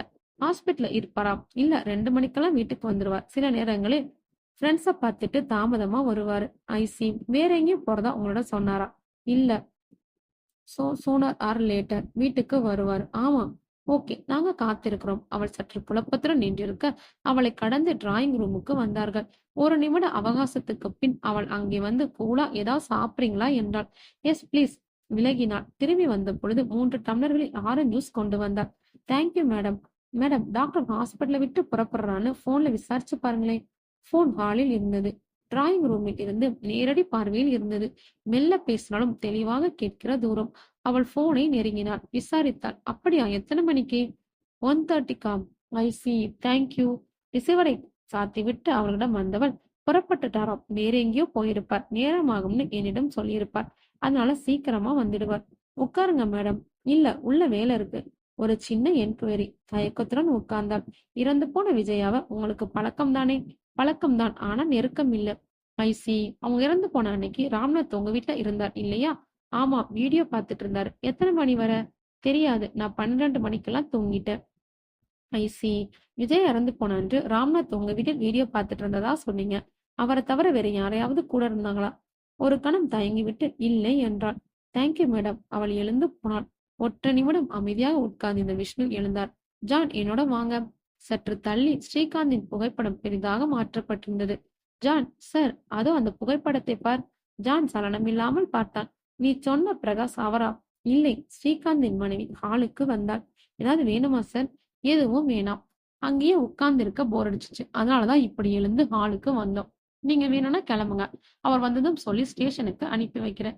இல்ல, ஒரு ½ வெயிட் பண்றோம். அதுக்கு பிறகும் டாக்டர் வரலன்னா நாங்க கிளம்புறோம். நீங்க சொல்லிடுங்க. சரி. மீண்டும் டிராயிங் ரூமுக்கு வந்து உட்கார்ந்தார்கள். நவீன் சார். ஜான் ஸ்ரீகாந்த் இடத்தை பார்த்தார். அவர் பார்த்த பிரகாஷ் டாக்டர் ஸ்ரீகாந்த் இல்ல, ராம்நாத்தா இருக்குமோ? You do one thing. நான் காத்திருந்து ஸ்ரீகாந்தை பார்த்து விசாரிச்சுட்டு வரேன். நீங்க அவரை கூட்டிட்டு ராம்நாத் வீட்டுக்கு போங்க. Okay sir. நவீனும் ஜானும் வெளியேற விஷ்ணு மட்டும் காத்திருந்தார். அடுத்த 10வது நிமிஷத்தில் வெள்ளை அம்பாசிடர் போர்ட்டிகோவில் வந்து நின்றது. ஸ்ரீகாந்த் உள்ளே வந்தான். இன்ஸ்பெக்டரை பார்த்து முகம் கருத்தான். உடனே சமாளித்துக் கொண்டான். ஹலோ இன்ஸ்பெக்டர், என்ன இவ்வளவு தூரம்? உங்களை பார்க்க தான் வெயிட் பண்ணிட்டு இருக்கேன். என்ன விஷயம் என உட்கார்ந்தான். விஜயா கொலை சம்பந்தமா என்கொயரி தான். I see. ஏற்கனவே ஒரு முறை வந்தீங்க. Yes. Sorry for troubling you. It's all right. Vijaya இறந்து போன அன்று நீங்களும் ராம்நாத்தும் வீடியோ பார்த்துட்டு இருந்ததா சொன்னீங்க. ஆமா. உங்களோட வேற யாராவது இருந்தாங்களா? என் மச்சினன் ராகவன் இருந்தான். வேற நண்பர்கள் யாராவது? யாரும் இல்லை. ஹாலில் போன் ஒலித்தது. ஸ்ரீகாந்த் எழுந்து போனான். அவன் மனைவி எதிரே வந்தாள். எப்போ வந்தீங்க? இப்பதான். ரிசீவரை எடுத்தான். Hello doctor Srikanth here. இன்ஸ்பெக்டரா? Just a minute. Inspector sir, உங்களுக்கு தான் போன். விஷ்ணு எழுந்து போய் போனை பிடித்தார். விஷ்ணு ஹியர். நான் நவீன் பேசினேன். எங்க இருந்து? டாக்டர் ராம்நாத் வீட்ல இருந்து. அவர் இருந்தாரா? ஜான் என்ன சொல்றான்? என்ன ரிசல்ட்? 0. No problem. நான் இங்கேயே இருக்கேன். நீங்க இங்கே வாங்க. ரிசீவரை வைத்தார். சாரி டாக்டர், இன்னும் சில கேள்விகள். ஓகே. டிராயிங் ரூமுக்கு வந்தார்கள். அன்னைக்கு உங்க மைத்துனரும் இருந்ததா சொன்னீங்க. அவருக்கு ராம்நாத் ஃபேமிலியோட பழக்கம் உண்டா? உண்டு. இன்ஃபேக்ட் விஜயாவும் என் ஒய்ஃபும் ஒரே ஊர் தஞ்சாக்காரங்க தான். தஞ்சாவூர்காரங்க. அப்படியா? உங்க மனைவி சொல்லவே இல்லையே. சொல்றவளுக்கு அது அவசியம் இல்லைன்னு நினைச்சிருக்கலாம். மேபி. உங்க மைத்துனர் இங்க ஒர்க் பண்றாரா? இல்ல, படிக்கிறான். Intelligent bye. பட் டைவர்ட் ஆயிட்டான். மெடிக்கல் கிடைக்கல. B.Pharm படிக்கிறான். உங்களோட தான் இருக்காரா? இல்ல, வண்டியில ரூமு. புது தெரு, நம்பர் 113. விஷ்ணு குறித்து கொண்டார். ஸ்ரீகாந்த் குழப்பத்துடன் அவரை பார்த்தான். அவரிடமும் ஒரு ஃபார்மல் என்கொயரி பண்ணணும். டாக்டர், உங்க மைத்துனருடைய போட்டோ ஒண்ணு வேணும். போட்டோவா? எதுக்கு? தேவை டாக்டர். உங்க மோட்டிவ் என்னன்னு எனக்கு புரியல. நத்திங். ஒரு சிக்கலான குழப்பமான கொலை வழக்கை விசாரிக்கும் போது சம்பந்தமே இல்லாத ஒருத்தருடைய போட்டோ உங்களுக்கு எதுக்கு? விசாரிக்க போகும்போது அவரை எங்களுக்கு அடையாளம் தெரியணுமே. ஸ்ரீகாந்த் அதை நம்பவில்லை. Anyway, I want to help the police. அது ஒரு பிரஜையின் கடமை. Wait a minute. உள்ளே சென்றான். போர்ட்டிகோவில் ஜீப் வந்து நிற்க நவீன் ஜானுடன் வந்தார். ஜான், ராம்நாத்தை பார்த்தீங்களா? அவர் இல்ல sir. Are you sure? Sure. 3ஆம் நிமிடத்தில் ஸ்ரீகாந்த் புகைப்படம் கொண்டு வந்தான். சம்பவம் நடந்த அன்னைக்கு இவங்க வீடியோ பார்த்துட்டு இருந்த போது டாக்டரோட மைத்துனர் இங்கே இருந்திருக்காராம். பேர் ராகவன். புகைப்படத்தை நவீனிடம் கொடுத்துவிட்டு நவீனின் பக்கத்தில் இருந்த ஜானின் முகத்தை பார்த்தார். விஷ்ணு எதிர்பார்த்தபடியே ஜானின் முகம் கருத்தது. சார், என்ன ஜான்? இவன் தான் சார், இந்த போட்டோல இருக்கிறவன் தான். ஸ்ரீகாந்தின் பக்கம் திருப்பினான். டாக்டர் விஜயாவை கொன்ற கொலையாளி சம்பவம் நடந்த அன்னைக்கு உங்க காரை உபயோகப்படுத்தி இருக்காங்கன்னு எங்களுக்கு நம்பிக்கையான தகவல் வந்திருக்கு. அந்த ராத்திரியில உங்க காரை எடுத்துட்டு போனது யாருன்னு சொல்ல முடியுமா? இன்ஸ்பெக்டர், ஆட்டை கடிச்சு மாட்டை கடிச்சு இப்ப நீங்க ஆளை கடிக்க வந்திருக்கீங்க. யாரோ ஒருத்தன் வீட்டுல விஜயாவும் அவனும் போராடி ஒரு சேர இறந்து கிடக்கிறத எல்லாரும் பார்த்தோம். அவன் யாருன்னு கண்டுபிடிக்கிறத விட்டுட்டு இப்படி அனாவசியமா நீங்க என்ன கேள்வி கேட்கறது? நான் உங்க மேல டெஃபர்மேஷன் ஷூட் போட வேண்டி இருக்கும். டாக்டர், நீங்க கோவப்படுறதுல பிரயோஜனம் இல்ல. உங்க காரை கொலையாளி உபயோகப்படுத்தினதுக்கு எங்க கிட்ட ஆதாரம் இருக்கு. ஐ விட்னஸ் இருக்காங்க. நோ, என் கார் சாவிய டேபிள் மேலதான் போட்டு வச்சிருந்தேன். ஆனா அது ஒரு கிரிமினல் கையில கிடைக்க வாய்ப்பே இல்ல. உங்க வீட்டுல அந்த நேரத்துல இருந்த ராகவன் அதை எடுத்து உபயோகப்படுத்தி இருக்கலாமே. What you mean? அப்போ ராகவனா? No, are you wrong. அவனுக்கு பூஞ்சை மனசு. அவனை போய் கொலை அது இதுன்னு. நோ. உறவு உங்க கண்ணை மறைக்குது. நீங்க உங்க மைத்தினருக்கு பூஞ்சை மனசுன்னு சொல்றீங்க. பட் நடந்துக்கிற சம்பவங்களை பார்க்கும்பொழுது அவருடைய மனசு எவ்வளவு வக்கரமானதுன்னு எங்களால புரிஞ்சுக்க முடியுது. நோ, நீங்க ஏதோ தவறான புரிஞ்சுக்கிட்டு இருக்கீங்க. உங்க மைத்தினர் இப்போ கிளாஸ்ல இருப்பாரா? இல்ல, ரூமுக்கு திரும்புற நேரம். ரூம்ல போன் இருக்கா? இல்ல. பக்கத்துல எங்கேயாவது? இல்ல. ஓகே, நாங்க நேரா போறோம். அவரை பார்த்து பேசிட்டா உங்க நம்பிக்கை சரியா தவறான்னு புரிஞ்சிடும். புறப்பட்டார்கள். இன்ஸ்பெக்டர், நானும் வரேன். வாங்க. ஜீப் புறப்பட்டது. மண்ணடி புது தெருவின் முனையில் ஜீப் நிறுத்தினார்கள். நடந்தார்கள். 113 சற்று பெரிய வீடு. சார், பவர் கிளாஸில் வலது கண் பெரிதாக தெரிய யார் வேணும் என்று கேட்டபடி வெளியே வந்த பெரியவர் ஜராசராவில் போட்டு இழுத்த வேட்டியும் வெள்ளை செட்டியும் அணிந்திருந்தார். யூனிஃபார்மில் இருந்த விஷ்ணுவையும் நவீனை பார்த்து அதிர்ந்தார். போலீஸா? ஆமா. இங்கே ராகவன் இருக்காரா? அதற்குள் அவர் ஸ்ரீகாந்தை அடையாளம் புரிந்து கொண்டு, என்ன சார், குடும்ப பிரச்சனையா என்று கேட்டார். ஸ்ரீகாந்த் மௌனமாக தலை குனிந்தான். இருக்காரா? வந்துட்டாரான்னு தெரியல. அதுதான் அவர் போஷனுக்கு போனார்கள். கதவு திறந்தே இருந்தது. உள்ளே யாருமே இல்லை. பிரம்மச்சாரி அறையாய் குறுக்கில் 2 கயிற்று கொடிகளும் சுவரில் 2 கோட் ஸ்டாண்டுகளும் இருந்த போது சில காலியான ஹேங்கர்களை புறக்கணித்து துணிகள் கீழே இறைந்திருந்தன. காலரில் மட்டும் அழுக்கு வைத்திருந்தன. 2 டேபிள்கள், அவற்றுக்கு எதிரே நாற்காலி. டேபிள்கள் ஒன்றில் ஆஸ்ட்ரோ நிரம்பி இருந்தது. தரையிலும் ஆங்காங்கே சிகரெட் துண்டுகள் சிதறி கிடந்தன. ரூம்ல யாரும் இல்லையே. இல்லைன்னா திறந்திருக்காதே. பெரியவர் உள்ளே வந்து சுற்றி பார்த்தார். கதவோரம் இருந்த ஷூக்களை பார்த்தார். ராகவன் இல்லைனாலும் மகேந்திரன் இருப்பான். யாரையும் காணவே. அவரை பாத்ரூமுக்கு போய் கதவை தட்டினார். மகேந்திரா. மகேந்திரா வெளியே வந்தான். ராகவனை தேடி போலீஸ் வந்திருக்கு. போலீஸா? மகேந்திரன் அவசரமாக பிழிந்த துணிகளை மக்கையும் தூக்கி பக்கெட்டில் போட்டுக்கொண்டு வந்தான். ராகவன் இன்னும் வரல சார். எப்போ வருவார்? வர்ற நேரம்தான். சரி, நாங்க வெயிட் பண்றோம். உட்காருங்க சார் என்று கட்டிலை காட்டினான். உட்கார்ந்தார்கள். மகேந்திரன் கொடியில் இருந்த துணிகளை ஒதுக்கி ஈர துணிகளை விரித்து போட்டான். ஸ்ரீகாந்தை பார்த்து ஏதாவது ப்ராப்ளம் சார் என்று கேட்டான். ஸ்ரீகாந்த் ஒரு முறை விஷ்ணுவை பார்த்துவிட்டு மௌனம் சாதித்தான். மிஸ்டர் மகேந்திரன் சார், உங்க ரூம்மட்டோட உடைமைகள் எங்கே? சற்று தயங்கினான். இது பேச்சுலர்ஸ் ரூம். உடைமைகள்னு ஒண்ணும் இல்ல. அந்த டேபிள்ல இருக்கிறதெல்லாம் அவருடைய பொருட்கள். பக்கத்துல இருக்கிற புக் செல்ஃபும் அதுல இருக்கிற புக்ஸும் அவருடையது. ஐசி. விஷ்ணு அந்த டேபிளை நெருங்கினார். மேலே கோள வடிவ கண்ணாடி, அதன் கீழே சீப்பும் முள்ளம் பன்றியை சேர்த்த பிரஷ், பர்பஸை, கிரீம், 4 வார பத்திரிகைகள். டிராவை இழுத்தார். திறந்து கொண்டது. உள்ளே நிறைய ஃபுல் கேப் காகிதங்கள், கீழே சில தனி சாவிகள், கொஞ்சம் சில்லறைகள். பேப்பர்களை எடுத்து வெளியே போட்டார். பெரும்பாலும் எழுதப்படாதவை. அபூர்வமாக கொஞ்சம் தாள்களில் எழுதப்பட்டிருந்தது. படித்து பார்த்தால் எல்லாவற்றிலும் காதல் இருந்தது, சோகமும் இருந்தது. உங்க ஃப்ரெண்ட் கவிதை எழுதுவாரா? எப்பதாவது அபூர்வமா எழுதுவான். பத்திரிகைகள் அனுப்புவாரா? எனக்கே ஏதோ அவன் திருப்திக்கு அவனே எழுதிட்டு அவனே படிச்சுட்டு போட்டும் வைப்பான். நல்லா எழுதுவாரா? நல்லாதான் இருக்கும். ஆனா ஆனா என்ன? ஸ்டோரி டைப் எல்லாத்தையும் சோகம். ஏன் அப்படி? யாரோ ஒரு பொண்ணு அவனை ஏமாத்திட்டாளாம். யார் அந்த பொண்ணு? தெரியலையே. அவன் இங்க வர்றதுக்கு முன்னால தஞ்சாவூர்ல ஒரு லவ் ஃபெயிலியர். விஷ்ணு ஸ்ரீகாந்தை பார்த்தார். இது உங்களுக்கு தெரியும்ல? தெரியும். உங்களுக்கு அவன் காதலிச்ச பொண்ணு யாருன்னு தெரிஞ்சிருக்கும். ஆமா. யார் அந்த பொண்ணு? ஸ்ரீகாந்த் பதில் சொல்லாமல் சுவரை வெறித்து கொண்டிருந்தார். டாக்டர், நான் கேட்ட கேள்விக்கு பதில். ஒருத்தன் மேல் சந்தேகம் வரும்போது எல்லாமே அவனுக்கு எதிரே வந்து அணிவகுத்து நிற்கும். டாக்டர், இந்த மாதிரி விளக்கமெல்லாம் தேவையில்லை. அந்த பெண்ணோட பேரை சொல்லுங்க. That's enough. விஜயா. இந்த விவரங்களை எல்லாம் நீங்க எங்க கிட்ட சொல்லாமல் திட்டமிட்டு மறைச்சிட்டீங்க இல்ல? இல்ல. பின்னையே இதையெல்லாம் எங்க கிட்ட சொல்லல?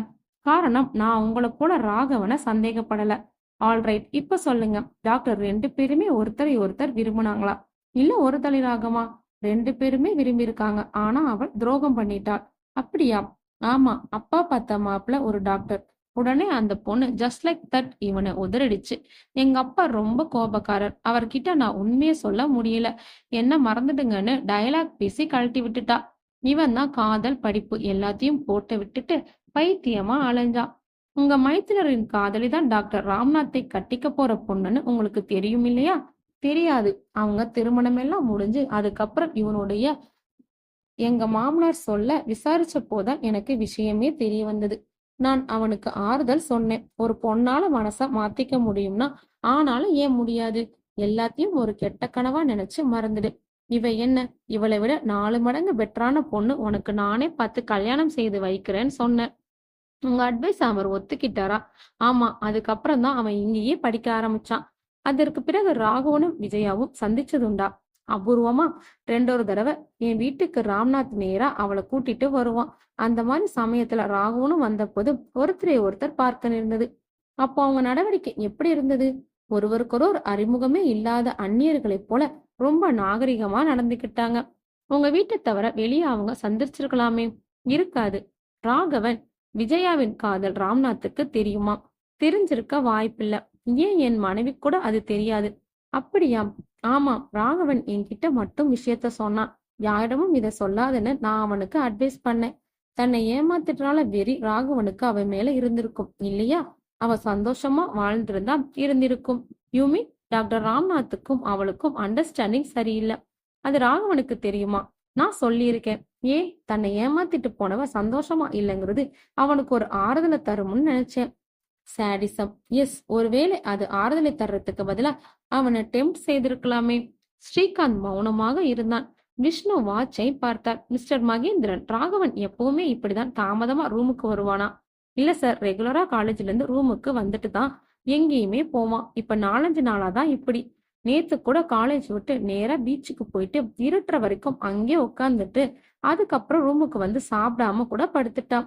ஓ, let him come, leave, wait. Vishnu book shelf தொட்டார். சிவப்பு நிற அட்டையுடன் டைரி கண்ணில் பட்டது.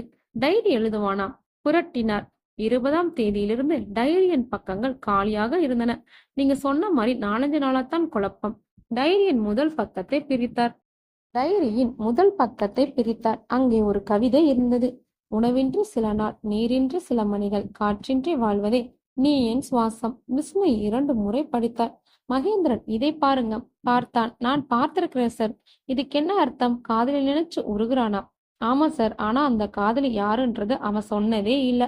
வெளியே அரவம் கேட்டது. சார், ராகவன் வர்றான். ஜான், நீங்க மட்டும் அந்த கதவோரம் நில்லுங்க. ஜான் நகர்ந்து போய் கதவருகே சுவரையொட்டி நின்றான். வாசலில் பிரசவித்த ராகவன் சற்று அதிர்ந்தான். அத்தான் ஸ்ரீகாந்துடன் போலீஸ். ஏற்கனவே தாடி வளர்த்து கண்களுக்கு கீழே கருவளையம் வாங்கி கன்னத்தை எலும்புகள் துருத்தி இதயம் சோகம் வைத்திருந்த அவன் முகத்தில் களைப்பு படைத்திருந்தது. நிலைப்படியேறியேன் என்றான். கெட் இன் மிஸ்டர் பிரகாஷ் என்றார் விஷ்ணு. என் பெயர் ராகவன் என்று உள்ளே வந்தான். விஷ்ணு புன்னகைத்தான். ஸ்ரீகாந்தை பார்த்து, என்னத்தான் இது, ரூம்ல போலீஸ், பெயர் குழப்பம் வேற. விஷ்ணு சொன்னார், நான் உங்களை ராகவனு தானே சொல்றோம், பட் அவர் தான் உங்களை பிரகாஷ்னு சொல்லி குழப்புறாரு. ராகவன் திரும்பி கதவோரம் நின்றிருந்த ஜானை பார்த்தான். அதிர்ச்சியடைந்த ஒரு கணம் ஸ்தம்பித்தான். அடுத்த வினாடியே பின்வாங்கி வெளியே ஓட முயன்றான். நவீன் பாய்ந்து அவன் பின்னங்கழுத்து சட்டையை பற்றி உள்ளே இழுத்து போட்டான். ராகவன் விபரீதமாக தரையில் பராவினான். எழுந்திரி, உட்கார். நாற்காலியை காட்டினான் நவீன். ராகவன் தடுமாற்றத்துடன் நாற்காலியில் உட்கார்ந்தான். ராகவன், விஜயாவை நீ கொலை செய்தது ப்ரூஃப் ஆயிடுச்சு. உன் ஸ்டேட்மெண்ட் தான் பாக்கி. அதுக்கும் எனக்கும் சம்பந்தம் இல்ல. டேவிட் மட்டும்தான் நீ கொன்னியா? டேவிட் யாரு உனக்கு தெரியாதுல்ல? தெரியாது. இந்த ஜானை பார்த்து இப்ப மிரண்டு போனியே, இவரோட அண்ணன் தான் டேவிட். விஜயாவின் பிணத்துக்கு எதிரே இருந்த அவருடைய பிணம் ஆரம்பத்தில் எங்களை குழப்பிடுச்சு. இப்ப தெளிவா இருக்கும். நடந்தது என்ன நீ சொல்றியா, நான் சொல்லட்டுமா? அத்தான், இன்ஸ்பெக்டர் என்ன மிரட்டுறாரு, நீங்க சும்மா பாத்துட்டு இருக்கீங்களே. ஸ்ரீகாந்த் ஓரடி முன்னால் வந்தான். இன்ஸ்பெக்டர், நீங்க அவனை துன்புறுத்துவதை என்னால பொறுத்துக்க முடியாது. ஐ want to contact a lawyer. Doctor, இந்த குற்றத்தில் உங்க கார் சம்பந்தப்பட்டிருக்கு. உங்க மைத்தனர் தான் குற்றவாளி. குற்றவாளிக்கு ஆதரவாக நீங்க செயல்பட்டால் இந்த குற்றத்தில் உங்க பங்கு என்னன்னு நாங்க யோசிக்க நேரும். மிரட்டுறீங்களா? You do whatever you want. முடிஞ்சா என்ன கூட அரெஸ்ட் பண்ணிக்கோங்க. மகேந்திரா, பக்கத்துல எங்க போன் இருக்கு. டாக்டர், படிச்ச உங்ககிட்ட இருந்து நாங்க ஒத்துழைப்பை எதிர்பார்க்கிறோம். நோ, ஒரு லாயரா பார்க்க போறோம். Please allow us. செய்யுங்க டாக்டர், பட் ராகவனை நீங்க கூட்டிட்டு போக முடியாது. He's under arrest. ஸ்ரீகாந்த் கோபத்துடன் வெளியேறினான். ராகவன், நடந்தது என்னவென்று இப்ப நீ சொல்ல போற. அத சொல்ல உனக்கு 2 வழி உண்டு. ஒன்னு, உடம்பிலே துளியும் சேதலாம இப்பவே சொல்றது. இன்னொன்னு, நாயடி வாங்கி உண்மையை கக்குறது. Choice yours. ராகவனின் முகம் கருத்தது. அம்மான், சொல்லு. ராகவன் அப்பொழுது மௌனமாக சாதித்தான். ஓகே, ஸ்டேஷனுக்கு கொண்டு போயிடுவோம். ராகவன் ஜீப்பில் ஏற்றப்பட்டான். ஸ்டேஷனுக்கும் போனார்கள். ராகவனை லாக்கப்பில் பூட்டினார்கள். களைப்பாக ஸ்டேஷன் பெஞ்சில் விழுந்த ஜான் கேட்டான், சார், இவர் பெரிய இடத்து ஆளா இருக்காரு, உண்மையை ஒப்புக்கவும் மாட்டேங்கிறாரே. நவீன் சிரித்தான். இப்போ ஒப்புக்கொள்வான். அவன் வக்கிரமான கொலைக்காரன் தான். ஆனால் அவன் உடம்பு ரொம்ப பூஞ்சை. நவீனால் லாக்கப்புக்கு போனான். ராகவனை ஜட்டியோடு நிறுத்தினான். முதல் அடியில் வாய்க்கரிக்க ராகவன் மிரண்டான். கடவாயோரம் ஏபி நெகட்டிவ் ரத்தம் எட்டி பார்த்தது. நவீன் உடனே, ரத்தம் வருதே என்றார் விஷ்ணு. சாரி சார், இனிமே வராது. நவீன் ரத்தம் வெளிவராத இடங்களில் லத்தியில் தாக்கினான். 5வது அடிக்கு முன் ராகவன் மண்டியிட்டான். நான் எல்லாத்தையும் சொல்லிடுறேன், அடிக்காதீங்கள் என்று. சொல்லு. நான் விஜயாவை ஆழமா காதலிச்சேன். ஒரு நாள் இதே கையால அவளை கொள்வேன்னு நினைச்சு கூட கிடையாது. ஆனா அவ என்ன சுலபமா விளக்கிட்டு அப்பா பார்த்த வசதியான மாப்பிள்ளைக்கு கழுத்தை நீட்டிட்டா. நான் அவளை மறக்க முடியாம அவதிப்பட்டேன். ஆனா எங்க அத்தானோட அட்வைஸை கேட்டு கொஞ்சம் கொஞ்சமா மறக்க ஆரம்பிச்சேன். ஆனா விதி வசமா அவ டாக்டர் ராம்நாத்தோட மனைவினால அடிக்கடி அவளை பார்க்க நேர்ந்தது. மறந்த ஆசை மறுபடியும் தொழில்விட ஆரம்பிச்சது. அதை விட முக்கியமான விஷயம், இங்க படிக்க வந்த பிறகு எனக்கு கிடைச்ச அனுபவங்கள், என்னுடைய கல்லூரி தோழர்களோட அனுபவங்கள், அங்கே நண்பர்களோட அனுபவங்கள். இதையெல்லாம் கேள்விப்பட்ட போது எனக்கு ஒரு விஷயம் தெளிவாய் புரிஞ்சது. அவங்கள பலர் என்னை போல காதல சீரியஸா எடுத்துக்கல. காதல் கல்யாணத்துல முடியும்னு ஆசைப்படல. They want to share bed. மூச்சு வாங்கினான். தண்ணி. கான்ஸ்டபிள், தண்ணி கொண்டு வா. அவசர அவசரமாக குடித்தான். வெற்றி மார்பின் மீது ஏறால ஈரம். விஜயாவோட நான் பழகின காலத்தில் நான் அப்படி ஆசைப்பட்டிருந்தா கூட முடிஞ்சிருக்கும். ஒருவேளை அப்படி இருந்தா இப்ப எனக்கு இந்த சோகம் எல்லாம் ஏற்பட்டிருக்காதோன்னு நினைச்சேன். மெல்ல மெல்ல விஜயாவை ஒரு முறை அனுபவிக்கிறங்கிற வெறி எனக்கு வந்தது. 2 முறை அவங்க வீட்டுக்கு போனேன். டாக்டர் ராம்நாத் இல்லாத ஒரு சந்தர்ப்பத்துல நான் அவளை கட்டிப்பிடிச்சேன். நான் இன்னொருத்தர் மனைவின்னு சொல்லி உதறினாள். என்ன திட்டினாள். திரும்பி வந்துட்டேன். ஆனா அந்த எண்ணம் மறையல. 20ஆம் தேதி ராத்திரி அத்தான் வீட்டுல ராம்நாத் வீடியோ பார்த்துட்டு இருந்தாரு. நானும் அங்க இருந்தேன். ராம்நாத் ராத்திரி அங்கேயே படுத்து உடனே தூங்கிட்டாரு. எனக்கு தூக்கமே வரல. வீட்டுல விஜயா தனியா இருப்பாள்ன்ற எண்ணம் தலை தூக்குச்சு. வெளியே வந்து அத்தனோட காரை எடுத்துக்கிட்டு, that is the great mistake. நான் அங்க போயிருக்கவே கூடாது. இன்ஃபேக்ட் எனக்கு கொலை பண்ற நோக்கமே அதுக்கான தைரியமும் கிடையாது என அழுதான். நவீன் அவனை அளவிட்டான். 2 நிமிஷங்கள் அவன் நிமிர்ந்தான். மீண்டும் சொல்ல துவங்கினான். விஜயா வீட்டு காலிங் மேலே அழுத்தினேன். கதவே திறந்தார். டாக்டர் எங்கன்னு கேட்டா. வருவார்னு சொல்லி உள்ளே நுழைஞ்சேன். பிறகு அவர் அங்கேயே தூங்குறார், வரமாட்டேன்னு சொன்னேன். அடுத்த ராத்திரியில அவரும் இல்லாத போது நீங்க வந்து தப்புன்னு என்ன விரட்டினா. அவ விரட்ட விரட்ட எனக்கு வெறி அதிகமாயிருச்சு. அவளை இழுத்து அணைத்து அவ கண்ணத்தை நான் அப்ப மனுஷனா நடந்துக்கல. வெறுப்பும் வலியும் சேர அவ என்ன உதறிட்டு என் கண்ணத்துல மாறி மாறி அரைஞ்சா. நானும் ஆத்திரத்துல அவளை பிடிச்சு தள்ளினேன். நில குழஞ்சு ட்ரெஸ்ஸிங் டேபிள்ல மோதி கீழே விழுந்தா. தலையில காயம் ஏற்பட்டு ரத்தம் வழிஞ்சிச்சு. சின்ன காயம்தான், முதலுதவி பண்ணலான்னு தூக்கினேன். அவ இறந்து போயிருந்தா. அது ஒரு விபத்து, கொலையே இல்ல. நீ உடனே போலீஸ காண்டாக்ட் பண்ணிருக்கணும். அதை விட்டுட்டு ரொம்ப கஷ்டப்பட்டு ஜோடனையெல்லாம் பண்ணிருக்க. எமோஷனலா கொலை பண்றவன இவ்வளவு வக்கரமா பிளான் பண்ண முடியாது. வக்கரம் என்னோட கூட பிறந்த குணம் இல்ல, வந்து சேர்ந்தது. விஜய இறந்து போயிட்டாலும் தெரிஞ்சதும் 5 நிமிஷத்துக்கு எனக்கு எதுவுமே புரியல. சுதாரிச்சுக்கிட்டு வெளியே வந்தேன். காரை எடுத்துக்கிட்டு மனம் போன போக்குல வந்து ஹாஸ்பிட்டல் கிட்ட அதை நிறுத்திட்டு செயினா சிகரெட் பிடிச்சிட்டு இருந்தேன். அப்போதான் டாக்ஸி டிரைவர்ல ஜான் பார்க்கெட் பண்றது காதில் விழுந்துச்சு. கார்டியாக் அரஸ்ட்ல இறந்தவனுடைய சடலம்னு மனசுல ஒரு பிளாஷ். ஜானை ஏமாற்றி அந்த பாடிய விஜயா வீட்டுக்கு கொண்டு போனேன். பிணத்தை விஜயாவுக்கு எதிரே கட்டில கிடத்திட்டு சமையலறையில் இருந்து கத்திய கைக்குட்டையால் எடுத்து அதில் டேவிட்டின் கைரேகையை பதிச்சேன். பிறகு விஜயாவின் கைரேகையும் பதிச்சேன். பிறகு டேவிட் மார்பில் அந்த கத்திய சொருகினேன். என்னுடைய ரேகைகள் பதிந்திருக்கக்கூடிய இடங்களை தொடச்சு விட்டு வந்துட்டேன். நவீன் ஸ்டேட்மெண்ட் அவனிடம் நீட்டினான்.